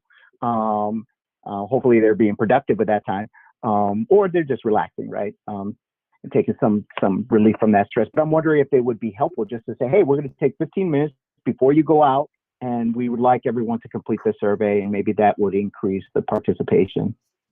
Thank you for that suggestion. We actually have tried to use ACLAB as that vehicle to do that. The couple of times we tried to roll it out, we've had some other extenuating circumstances. And so it hasn't had the impact that we wanted to, but that's definitely a vehicle to at least engage them in the conversation to get people started. The survey does take 30 and maximum about 45 minutes to do. But again, the information that is gleaned from it helps paint a picture of what students are interested in, how they, learn. All this is kind of couched in the conversation of AP, right? And wanting to be engaged in AP courses and how AP courses can kind of help you get further along and where you're trying to be from a post-secondary standpoint. But with all that being said, it takes time to kind of gather that. And I will say it's equally as important for us to get as much teacher feedback as well. Because again, all of this data helps kind of support some directions that we may want to move forward as it relates to instructional practice, supports, and such. And thank you so much, Mr. Mitchell. And I just want to throw a plug out here for the English department. They're doing great things. I'm really impressed with their department. Mr. Gunnick is just doing amazing things in AP Lang. So shout out to them. Thanks, Roberto. Alexandra? I know there have been a couple times that we've done surveys during ACLAB at the end, and I just to go back to what Roberto said a little bit, I think you might be kind of confused on like how ACLAB works, I guess. When we check in and we go to our like cohorts, that's at the very end, and the thing that happens right after that is dismissal and then exiting the building. So it would be kind of hard to like have students sit and then have them like take a survey and then like because they're not staying in the building, I guess. As well as I know when we've done surveys, a problem that I've seen is that people will not answer it to the best of their capabilities because they're answering it with the intent to get it done as soon as possible so that they can leave. So like I think that wouldn't be a great policy if we're trying to like have everyone fill it out to the best of their capability and with like the best possible answers. Thanks, Alexandra. Ellen? Yeah, for sure. So I definitely appreciate the updates. It sounds like we're going to be getting some like data from some surveys coming up soon, which is awesome. And it's been great to meet Mr. Lopez in his new role. Just like stopping by with donuts was awesome. I did have a question about that priority 4, which is like where the culture and climate hiring was like kind of nested in. I guess I was kind of wondering about like the overall process for hiring and how that has like changed in order to help like achieve that priority, right? Like this is like a single hiring process, which I'll confess I had some confusion about actually as well. Just like in terms of information flow, I was confused. So I guess I'm wondering if like the broader like hiring process at Jones has also been changed. Perhaps like this was a great case study to help like build practices with like the interview cycle. Like I'm just not sure. So I'm wondering if that's something that we're learning from the hiring process for the culture and climate coordinator so that it can extend beyond like the single hiring of one person. I guess the best way I can answer that, Ellen, is at the end of the day, we want to find the best candidates to support, the need in the school, right?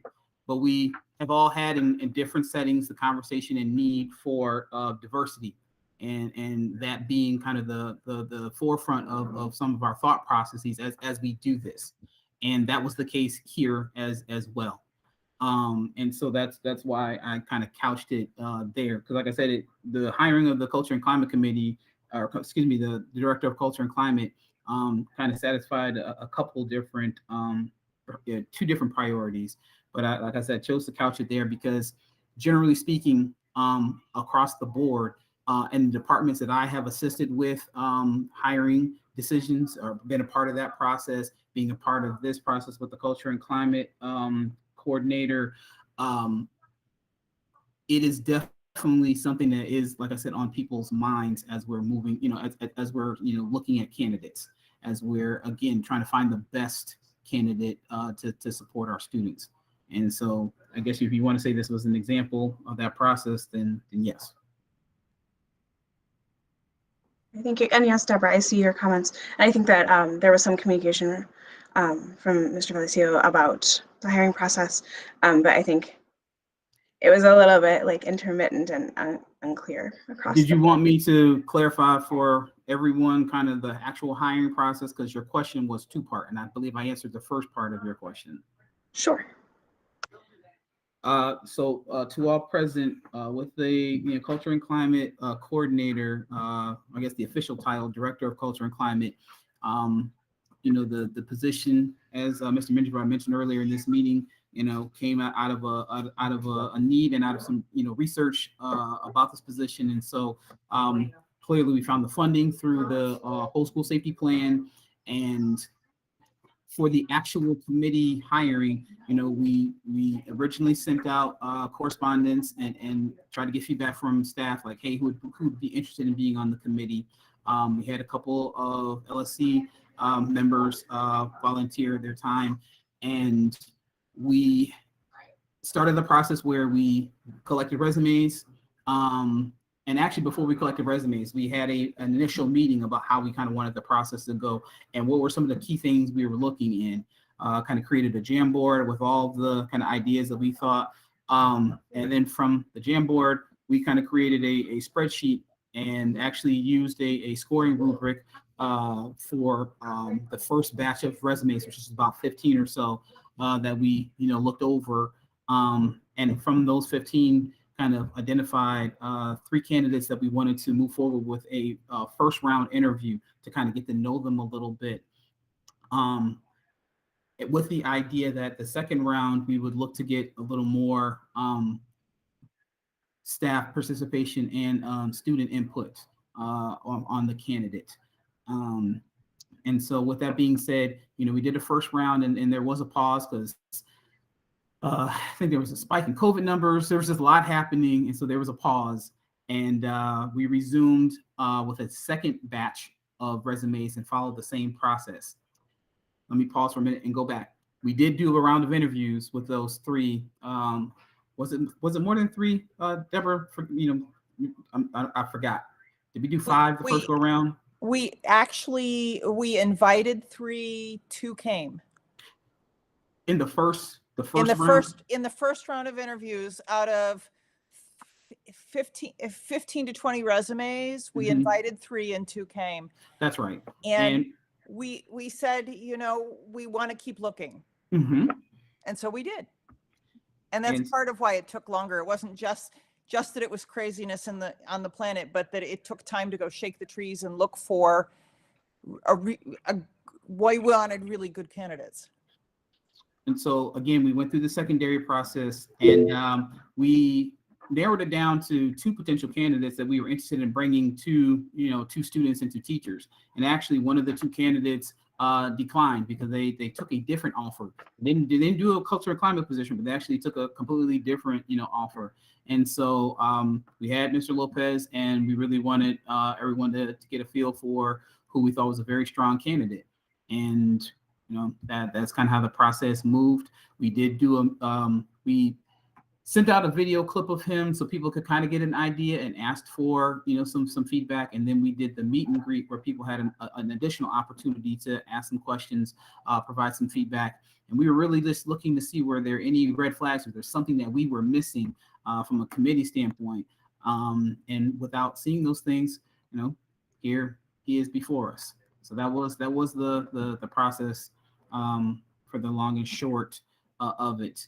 But we're very pleased, and he's already hit the ground running. So thanks, Mr. Mitchell. And I think probably Ellen was trying to ask for a more general description of hiring, like the hiring process, not just about the specific case of Mr. Lopez.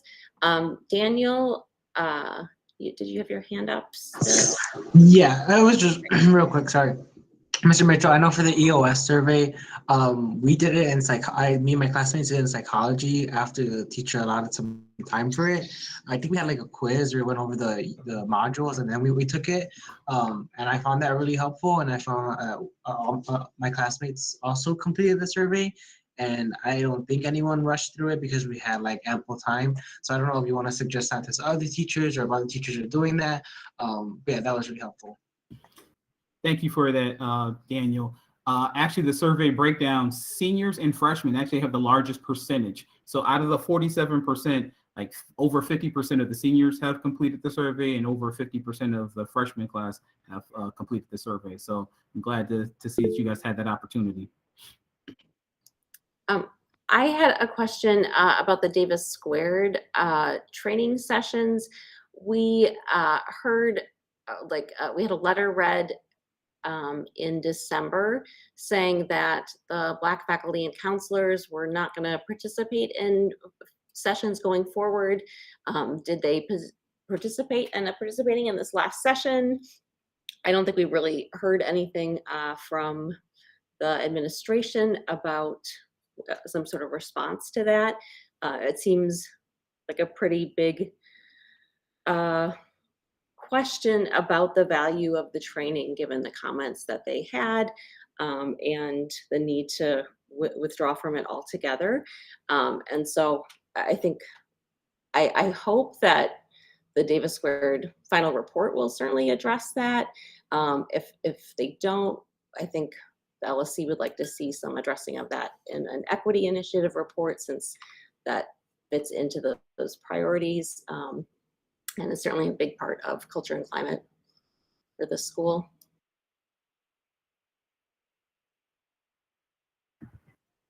Point taken. I do feel that it was addressed back in December. The facilitator, was also aware of that. We did honor, their request.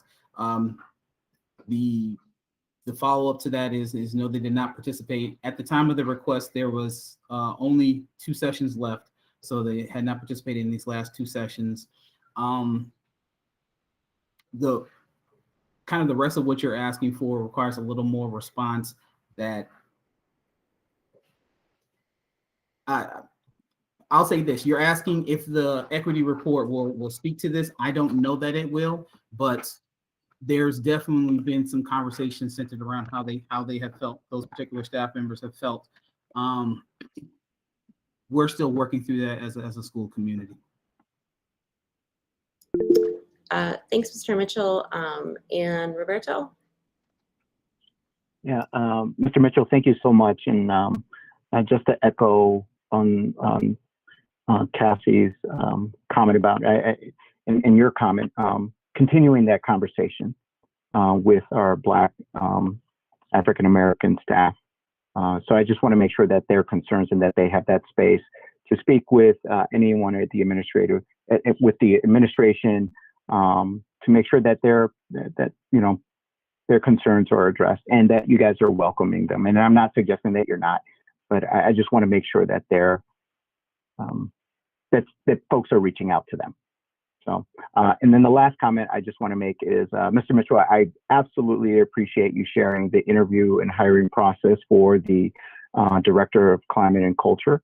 I thought it sounded like a solid strategy and process. So I feel incredibly confident and comfortable that the hiring team, the committee for this, took it very seriously. And they were addressing some of the concerns that our Black and African-American students and students of color have raised over the past couple of years. So I really do appreciate that. And hopefully that hiring process, what you've just described, it can be scaled up and is applied across the board. So thank you so much, Mr. Mitchell.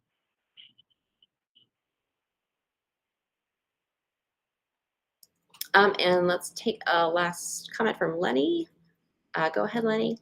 Yeah, thank you, Mr. Mitchell, and also to the equity team for the work that you're doing at Jones. I had a question. At the end of your document, it said somewhere, yes, that this work is not easy, Mr. Mitchell. I was just curious, with the council that you have, do you have a plan to do you have a plan for an action strategy for a longer period of time, not just year to year addressing, better training, because that is great for individuals.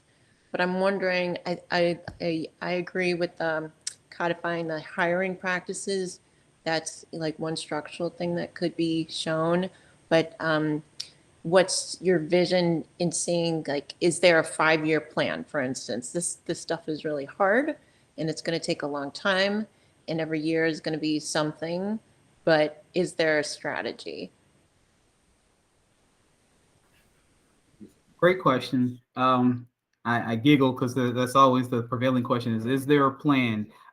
In this work, it would behoove us to have a larger range plan. But to be honest, the priorities of what I have listed, speaking solely about the report that is presented and those priorities, as it states in the beginning of the document, those priorities were created out of a need, and so addressing a certain concern and realizing that like it was going to be ongoing. So in this particular case, the plan has been built upon the need from year to year and actually the successes or perhaps the failures that we didn't have in completing the priorities previously.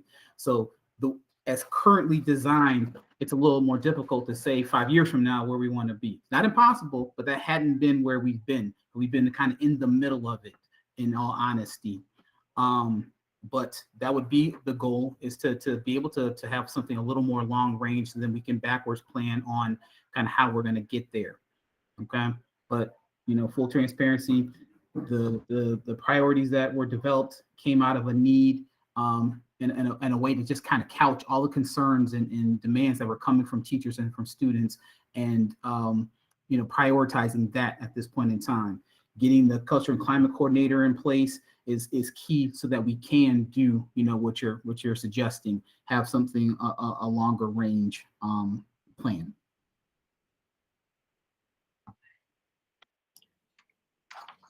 Thanks so much, Mr. Mitchell. Let's take a 5-minute break and be back at 8:20. And we will then do the final reports. So I will see everyone in 5 minutes.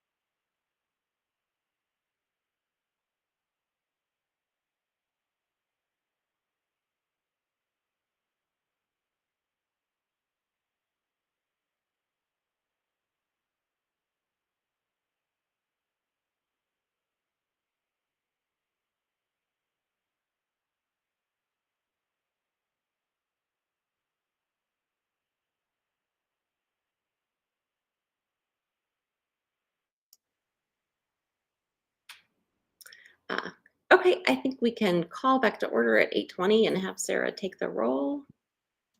Okay, I was looking for a couple more cameras, but let's call roll call. Andrade, Present. Bowman, Present. Clancy, Present. Cresswell, Here. Hilbrands, Present. Kerr, Present. Land, Here. Manal Hoppenworth, Here. Ma here, Martinsek, Here. Menjivar, Present. Powers. Maybe he's coming back. And Zen? Here. Okay. I'm sure he's just finishing up.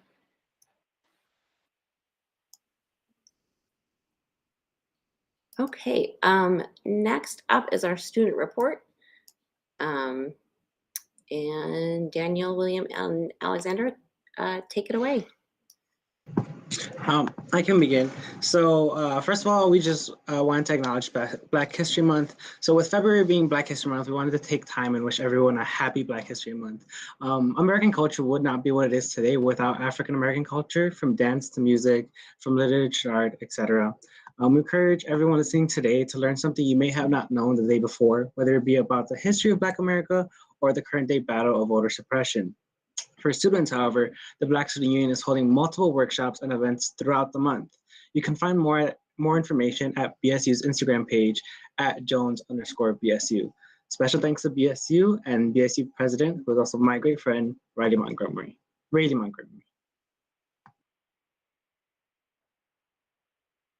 Yeah, next, different note, we wanted to talk about safety hazards having to do with the snow around campus. Something we've all noticed in the past couple weeks, specifically after the big snowfall, as there was still a lot of snow on the ground outside of school, was water being tracked up and across and inside campus, which has caused some problems, especially on the stairs with slippery floors and people, the potential for injury and for falling down the stairs, which isn't good, obviously. We don't really want people to be injured, be hurt. So we were looking for potential solutions for this problem, and as well as other problems having to do with transportation, having to do with walking around the building that coincide with snow and winter.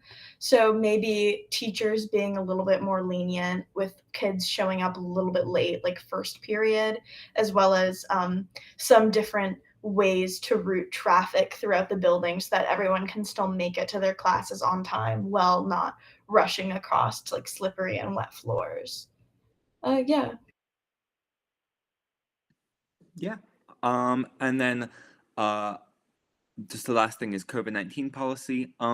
There's still not, I think students would appreciate if there was a little bit more clarity on COVID-19 policy, especially for exposures, because a lot of people's first instinct when they get exposed is stay home in case I'm sick. I don't want to make anyone else sick. But official CPS policy is wear a mask, get tested in 5 days, come to school.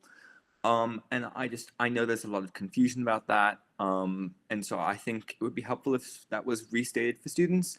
And then also, there's still student concerns about mask wearing. I know I have some classes, quite a few classes, in which there are some students who are not wearing their masks properly. I know my friends have similar concerns. Obviously, we all would like to not be wearing masks, but it is currently the safest thing to do for all of us to wear masks, and so I think many students are concerned with that. That said, over the last 2 days, actually, I've noticed teachers have been really good about asking students to wear masks, which I thought was just pleasantly surprising. So who knows? But yeah, that is definitely a concern students have: COVID policy and mask wearing policy. Sorry, quarantine policy and mask wearing policy.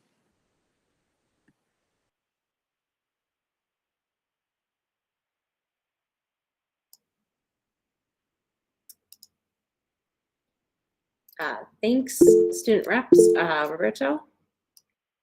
Yeah, so I just wanted to ask, so thank you so much, Alexandra, William, and Daniel. Dr. Powers, for item number 2 about the snow and the water residue from the snow in the hallways, are there, is the, I guess the support staff or cleaning crew, are they there cleaning up, or at least making sure that students are able to get up to their classes without slipping from the snow? So I'm just trying to figure out like what we can do, or what can this school do to address this concern, aside from waiting for spring.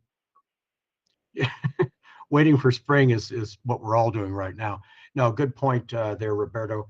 No, our custodians work on this very hard. We start with having, because everybody comes in through the main entrance at 700 South State, we have that area heavily carpeted with mats and so forth, urging the students again to dry their feet as much as possible. That flooring gets pretty slippery, especially in the lobby area. And then the custodians utilize the cleaner, floor cleaner, get that cleaned up as often as possible. With regard to the exterior, that's an ongoing thing throughout the day. We do have contracted services who are supposed to be out early, and these are not our staff, they're people contracted by CPS. We have not had a really good response from them, and we have written and asked that be beefed up a little bit. I think they've probably bitten off more than they can chew as far as trying to provide services to all the CPS school buildings. But that has more or less straightened out. When it was coming down more or less continuously, that's when it fell behind, and our people had to step in and use our own equipment and get out there and keep those sidewalks clear as much as possible. That's also true of the space between the two buildings as well.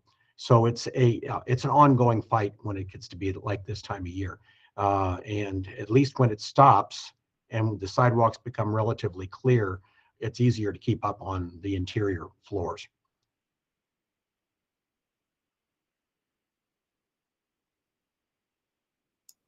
Deborah? Yeah, I just wanted to tag on to that safety concern. Thursday afternoon, I was at school to pick up my daughter at the end of the school day, and the area right next to the building, the sidewalk was very nicely cleared. It was very easy to walk along the sidewalk. But as I was standing by the front door waiting for my daughter and watching the other students coming and going, the ramp areas that take students that might have rolling devices or whatever, take them down to cross the street, were not well cleared. And I know for Lexa, she had to get off of her scooter, and I had to carry the scooter across the street because it was not cleared at the place to go across the street. And I also watched some of the cluster students struggle to get from the cleared part of the sidewalk to where their bus was meeting them on the street. And so there seemed to be, I know it was a bad day with a lot of snow, but would ask that somebody take a look at that last 1.5 feet from where the shoveling has happened to where kids are actually getting into their buses or trying to get across the street, and just at least make a couple areas where there's a clear path, because that was really, for us, it was not a great experience. And I was watching other kids who were not stable on their feet to begin with, who were really struggling to get onto their bus. So special request. I don't know if that's CPS people or if that's school related people, but it's something we could please use some help with. During the school day, when we don't have contracted services coming, that's our responsibility. Probably what has happened with regard to the curb area like that you described is probably when the snow plows came by again during the course of the day and threw more up onto the curb and into that area. So we'll keep an eye on that and make sure that doesn't build up. We've many times grabbed the shovels and gone out there and gotten that area clear. But when it was ongoing like that and the plows come by, it can be a challenge. But we're definitely mindful of that. Thanks for bringing it up. And William? Okay, I'll make this super quick. Sorry, don't want to draw it out. I just want to say, as I said in the chat, things have looked a lot better since the snow stopped falling. It's not wet anymore. The streets have been really clear. Deborah made a really good point about the sidewalks. So the edges do have a lot of snow piled up, but I don't really know what can be done about that. But Dr. Powers, I'm sure we would all appreciate anything that can be done. And thank you so much for your help. And thank you for, making sure that we're all safe in school.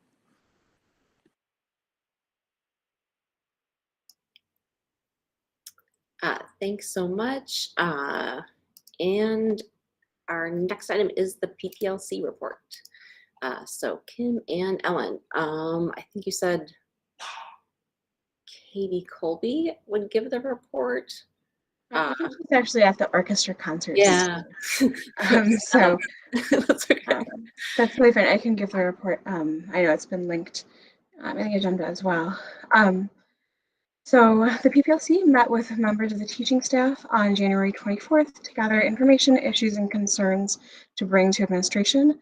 We then met with administration on February 1st. The issues discussed mostly concerned questions about processes and requests for clearer communication regarding these processes at Jones. We began by discussing updates regarding agenda items that have been discussed in past PPLC administration meetings. So staff expressed an appreciation for weekly email reminders about COVID testing happening in the building. And we also requested a reminder either via email or a PA announcement just to notify students and staff when the COVID testers have arrived in the building, because I know that's been a little intermittent as well. And Mr. Mitchell stated that he would continue to send reminders when possible. The PPLC also requested any update on the request for a roles and responsibilities list to help inform staff of which administrator is responsible for which administrative roles.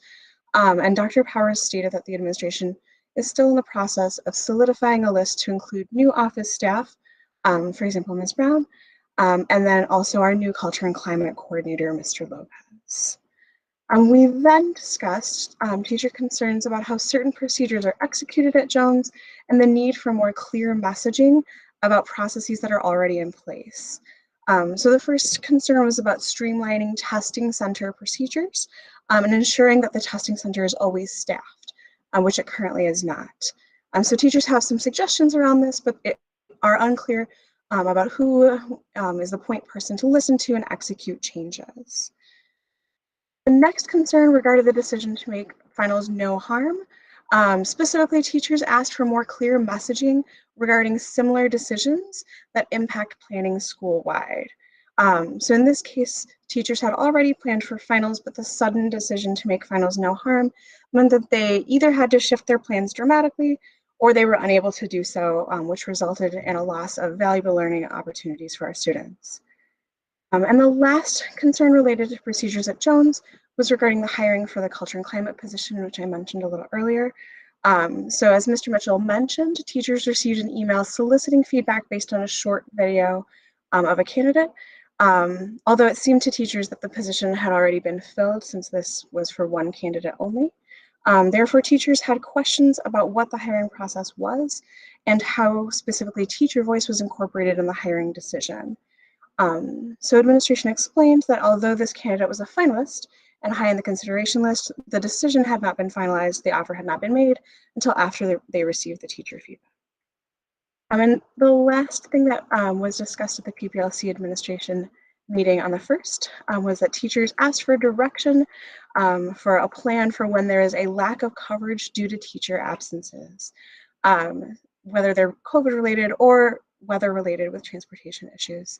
So teachers requested a plan to ensure that every class is covered. And Mr. Mitchell stated that he communicates with Ms. Rayburn to ensure that classes are covered daily and that subs are lined up for the day. And Dr. Powers also stated that we have 2 cadre subs at Jones that are there daily to cover at least 2 classes.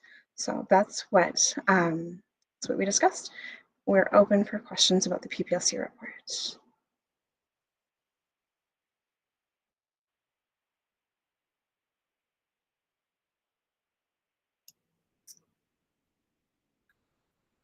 Anyone with questions? Thanks, Ellen and Kim. Sarah is actually stuck out of the meet right now, but hopefully will return shortly. She's listening on the stream. Anyone with questions for Kim and Ellen? I think the roles and responsibilities doc is something that we'll ask for principal evaluation too. So we would love to have that provided for the LSC as well. And it is especially important like for budget season, and so that would be great. Dr. Powers? Should be able to have that by the March meeting for you. Again, we've had everything's been in such a state of flux with new responsibilities, new things coming in, and then new staff and new roles. So we're trying to finalize that. It will include basically everybody who works at the office level, administration and support staff as well.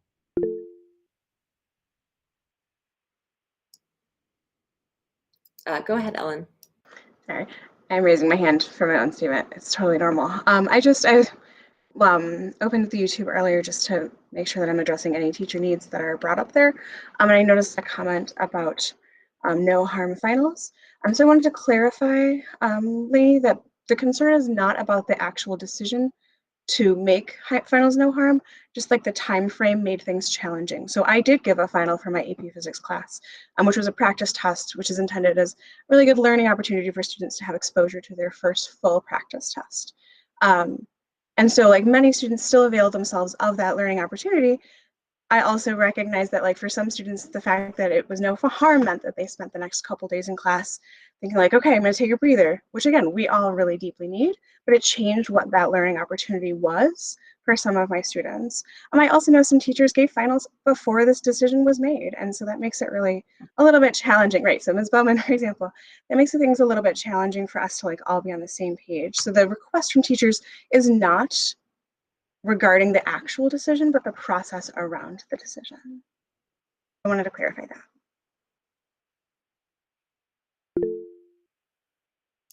that. Go ahead, Roberta. Hi, Ellen, and really appreciate sharing on the TPLC and regarding the whole no harm final. So this was something that I brought up, and because parents and students who I know were asking me about this, and they were feeling stressed with everything that was happening with winter break, the discussion between CTU and CPS. And so I wanted to bring that up and see what would be a good option. And actually, I spoke to Mr. Mitchell, and he actually helped me frame it very well. So so I just wanted to bring that up. I just wanted to let y'all know that there were concerns from parents and students and about like the stress that they were feeling and then coming back and only having that week.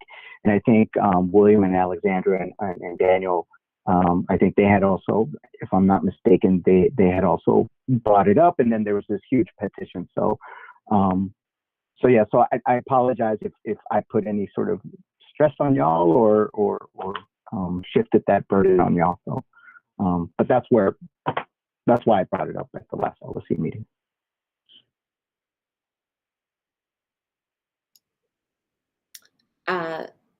Thanks, Roberto.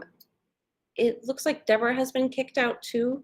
Dr. Powers, is it possible for you to go to Troy's computer and let them in into the meet again? I can try. Or I don't know. I'm not exactly Down the sure. hall, maybe Troy's on his way. I'm not really sure. Let me see what I can do. If I could comment about this particular Yeah, topic. go ahead, do your comment, and then We were on an extremely tight time frame. We came back for 2 days. The kids were out then for 5 days, and I received input from the department chairs, who recommended several different potential options.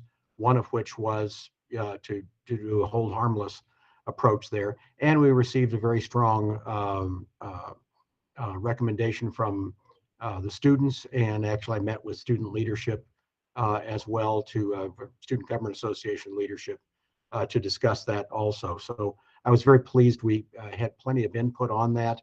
It was an unusual circumstance. There's just no question about it.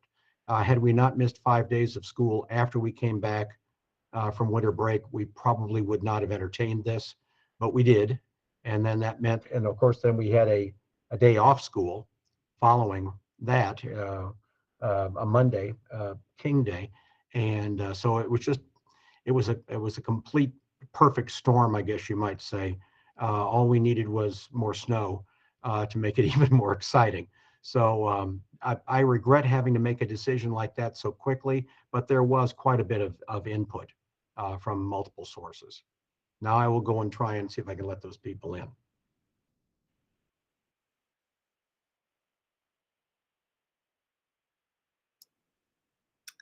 Lenny, you can either hold your comment or for a moment, we do want Sarah returned for the budget report.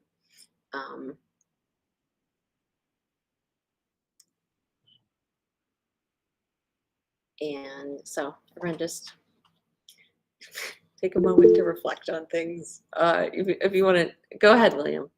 Since there's a little time, I do want to say really quick, I really appreciate admin's, I and other students really appreciate admin's flexibility with the no harm finals. That really helps students. There were a lot of concerns. Obviously, Jones is a school of some very high strung and wanting to do well people. And so it was really nice to be able to relax. So thanks so much to admin for listening to student concerns about that. And thank you so much to teachers for your flexibility. We know that was really hard for you. So thank you so much for being so amazing.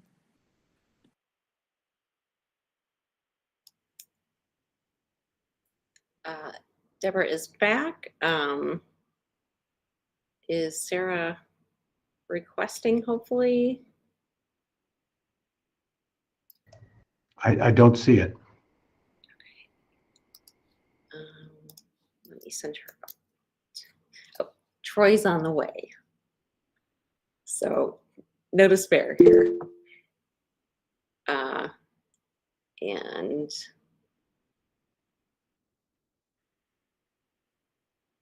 Well, thank you for that comment, William. I want to express my appreciation for the organizing that the student government did to put out that petition, and that was great work. And it was great that student voice was listened to, even if it's all complicated in terms of scheduling. And then Lenny had a comment, so we're all back. Excellent. Lenny, do you want to do your comment now? I feel like Lenny disappeared and came back too.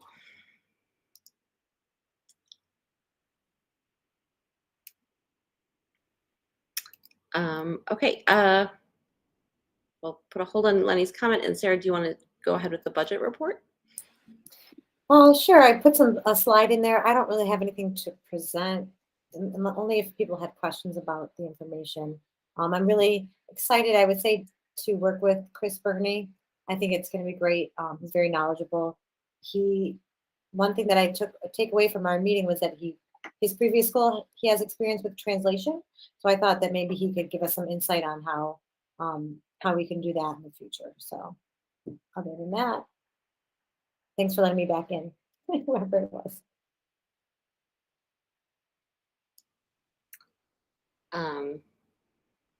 So if anyone has a question on the budget report, raise your hand for that. Lenny, do you want to give your comment that you had earlier? Yeah, I don't know if this is a good place for it, but firstly, thank you to, can you hear me? Thank you to the PPLC, Ellen and Kimberly, for your work with the teachers. I guess I'm really excited to work on the Health and Safety Committee and to talk to Rachel about how to transition into that position in a way that's effective. But I'm curious because I'm reflecting on the equity report, and it's super hard. I know this is hard work, and I also am really appreciative of Ellen's norms that she brought into this meeting not too long ago, a couple months ago. I'm just curious if you all had, and maybe this is something offline that we can talk about, but I'm very curious if the PPLC has ever considered creating their own anti-racist action plan, because I feel like that might be something the Health and Safety Committee might take up on our own, working in our own space. So maybe I will catch up with you all on that sometime.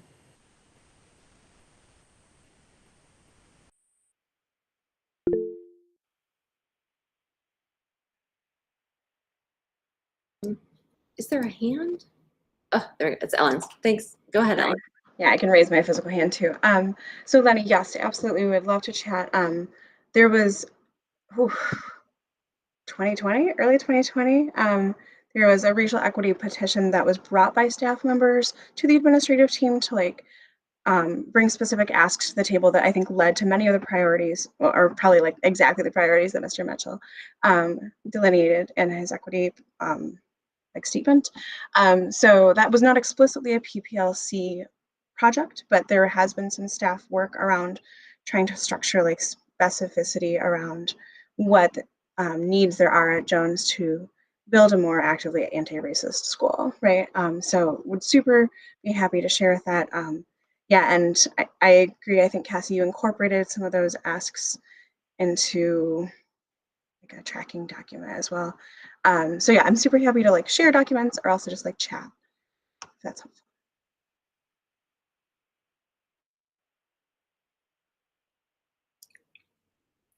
Okay.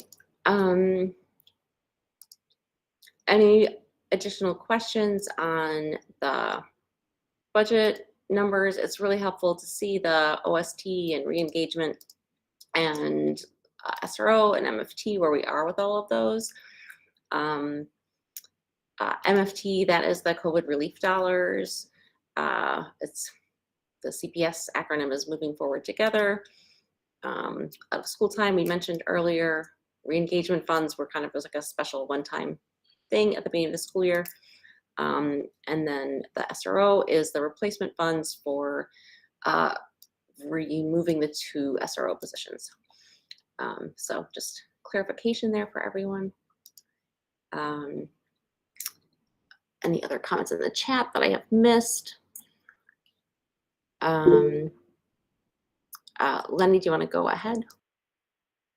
Yeah, I guess regarding the budget and the question I asked earlier, it's similar. I was wondering if the budget committee also has an anti-racist action plan in place or statement, and if so, I'd love to catch up with you on that as well.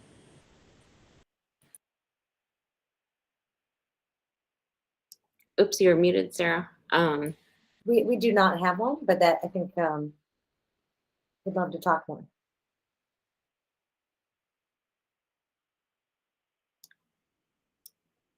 Okay. Equity committee, I don't believe you have a report, but you may have a future meeting date or dates tentatively, which would be great to share if you do.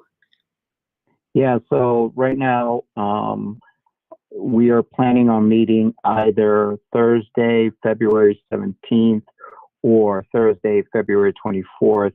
I'm going to send an email out to all the committee members and ask which day would work best. Usually our times are typically at 6 p.m.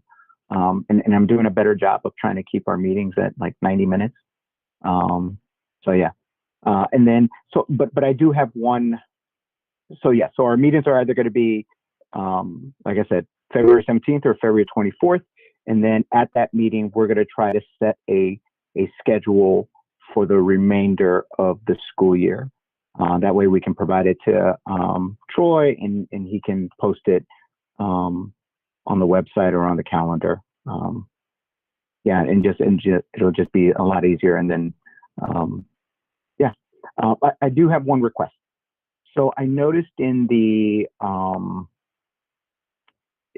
folder, in our LSC folder, the letter from, I think it's the social science department.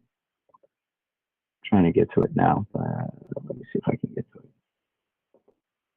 Regarding the textbook, and I know we had this discussion at the last LSC meeting, and I know the LSC meeting, either that LSC meeting, the January or the December, there was a recommendation to have the equity committee to look at that. And then based on, I think, Dr. Power's explanation, and he had met with the social science department. And then I see that there's this letter from the social science department. I guess I'm wondering if our student representatives, William, Daniel, and Alexandra, if for the next meeting, for the next LSC meeting, if they could collect some student feedback about the textbook. I noticed that in this document, in this letter, and I can't find right now, which is, I'm sorry if I'm stumbling over my words right now, but I'm trying to find this letter and try to articulate my thoughts. So yeah, so this letter from Jones to the Jones Local School Council, from Dr. Powers, copied is Dr. Plunkett, Mr. Mitchell, Yvette Gonzalez-Torres, John Smith, Shirley Verhey, and Nate Tornow. So they just described, following up the discussion at the last two LS meetings on the Jones A-Push teachers. Our Jones A-Push teachers, John Smith and Cheryl Verhey, have shared their thoughts on the current textbooks and how they explain. And I really appreciate it. At the last LSC meeting, I think both William, Alexandra talked about the A-Push textbooks and how they're used or not used really. And so I just want to know if it would be possible for the three of you to get together and just solicit student feedback about the A-Push textbook and just present it at the next LSC. And then we'll have a full picture, right? We'll have some information from the teachers, some information from the administrators, and then information from the students about whether we do need to replace this A-Push textbook. So that would be my suggestion, and I would hope that our student representatives would be willing to take that on. Danielle? I'm definitely down. I would just have one question. Would you want students who are in the class right now, or would you also be willing to accept like responses from students in the past? Because I know that might be able to like skew the data because differences in what's learned, especially because some of it was online. So just, what do you have any like preferences for that? But I'm totally down if everyone else is. Yeah, so just to address that, and I see Mr. Mitchell's hand went up, but for me, I think historical data would be helpful just to give perspective. But absolutely, the students who are taking the classes now would be I think beneficial. But Mr. Mitchell may have some different thoughts or suggestion on that. So thank you, Mr. Menjivar, for the suggestion. I was looking, since it's pulled up, at bullet point number 7, and the fact that when they're ready to adopt the textbook, getting student feedback will probably be part of that process. So to have our students get that feedback now for the next LSC meeting, I don't know how beneficial that would be, because I don't know that that's going to be used in the near future. So it may behoove us to wait and elicit that student input when there's a more concrete plan for the adoption. Because as per that document, they're not planning on adopting it within the next, like this spring. So there'll definitely be a process, and I'm pretty sure that they will definitely look to get student feedback at that particular time. So I think a great suggestion, but I would think might want to pause on when that happens. So Mr. Mitchell, I agree with you, and I appreciate that. I was thinking that even if we do get that information out, at least it'll provide some context, some information for the administrative leadership team and the director of culture and climate, just to get some initial information about like what students think about the AP textbook. I don't think it has to be, I'm not thinking of like a very extensive survey, but at least soliciting some feedback from current students who are taking the class and students who have taken it previously that are still Jones students, right? I'm not asking for anyone to ask students who took the class who graduated in 2014. I think preliminary information would be helpful. Yeah, I think we don't really need to discuss this. If the students are willing to do that, they can discuss that with Roberto and the rest of the equity committee. It's really, we put this on the equity committee. Here's a request back from the equity committee for the LSC. It's really up to the student reps to decide if they want to do that. And I think we can move on that. So the student reps can have a further discussion with the equity committee if they change their mind or have questions or whatever. yeah, do we have any other hands related to that in a clarification way? William? I was just going to say,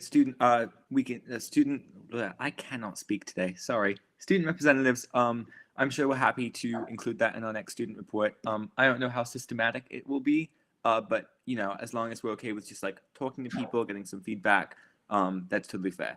I think if you want a more detailed sort of like survey, that's something that we can do in the longer term. But yeah, we'll definitely think about that when we're writing our next student report. And that's something that we're definitely happy to be involved with. Great. Anything else for the equity committee? Sarah? I just wanted to address that question in the chat from YouTube about, like, you know, ensuring, like, Lenny, the work for like an anti-racism action plan with PPLC or whatever. I think when you ask me about it, I think what you're asking is each organization to look at how it impacts them. So how can, through budget, can you demonstrate anti-racist ideals, and through health and safety committee. And so the question was, how would that be different than work being done by other groups? And I'm not sure it's different. I think they complement each other. So maybe that person was trying to be, you know, thinking of how we could tie all those different ones together. So it's just something for you to think about. I just didn't want to ignore that comment in the chat. Thank you.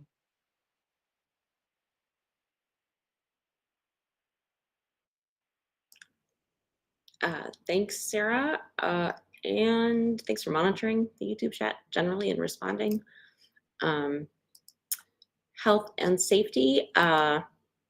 Lenny, we look forward to you setting a date, and we will share that when you have it. And same with equity. If you do have like your date set for the rest of the year, that's super helpful. And okay. Dr. Powers, go ahead. I'm trying to jump the gun a little bit. I just wanted to add something for the agenda for the next meeting, since that's the next item on there. I put it in the chat. The counseling department will be presenting a report on the class of 2021. Mr. Coleman will be attending. Great, thanks for that. Anyone else have items for next meeting? You can email me them if you don't have them right this moment. And yes, so even if you give a report, you can still ask for items to be put on the agenda, just FYI. And then I don't believe we have any other stray speakers who popped up. So seeing no other business, I will adjourn us at 8:58. Thanks so much, everybody. Have a good evening. Thanks, everyone. Thank you.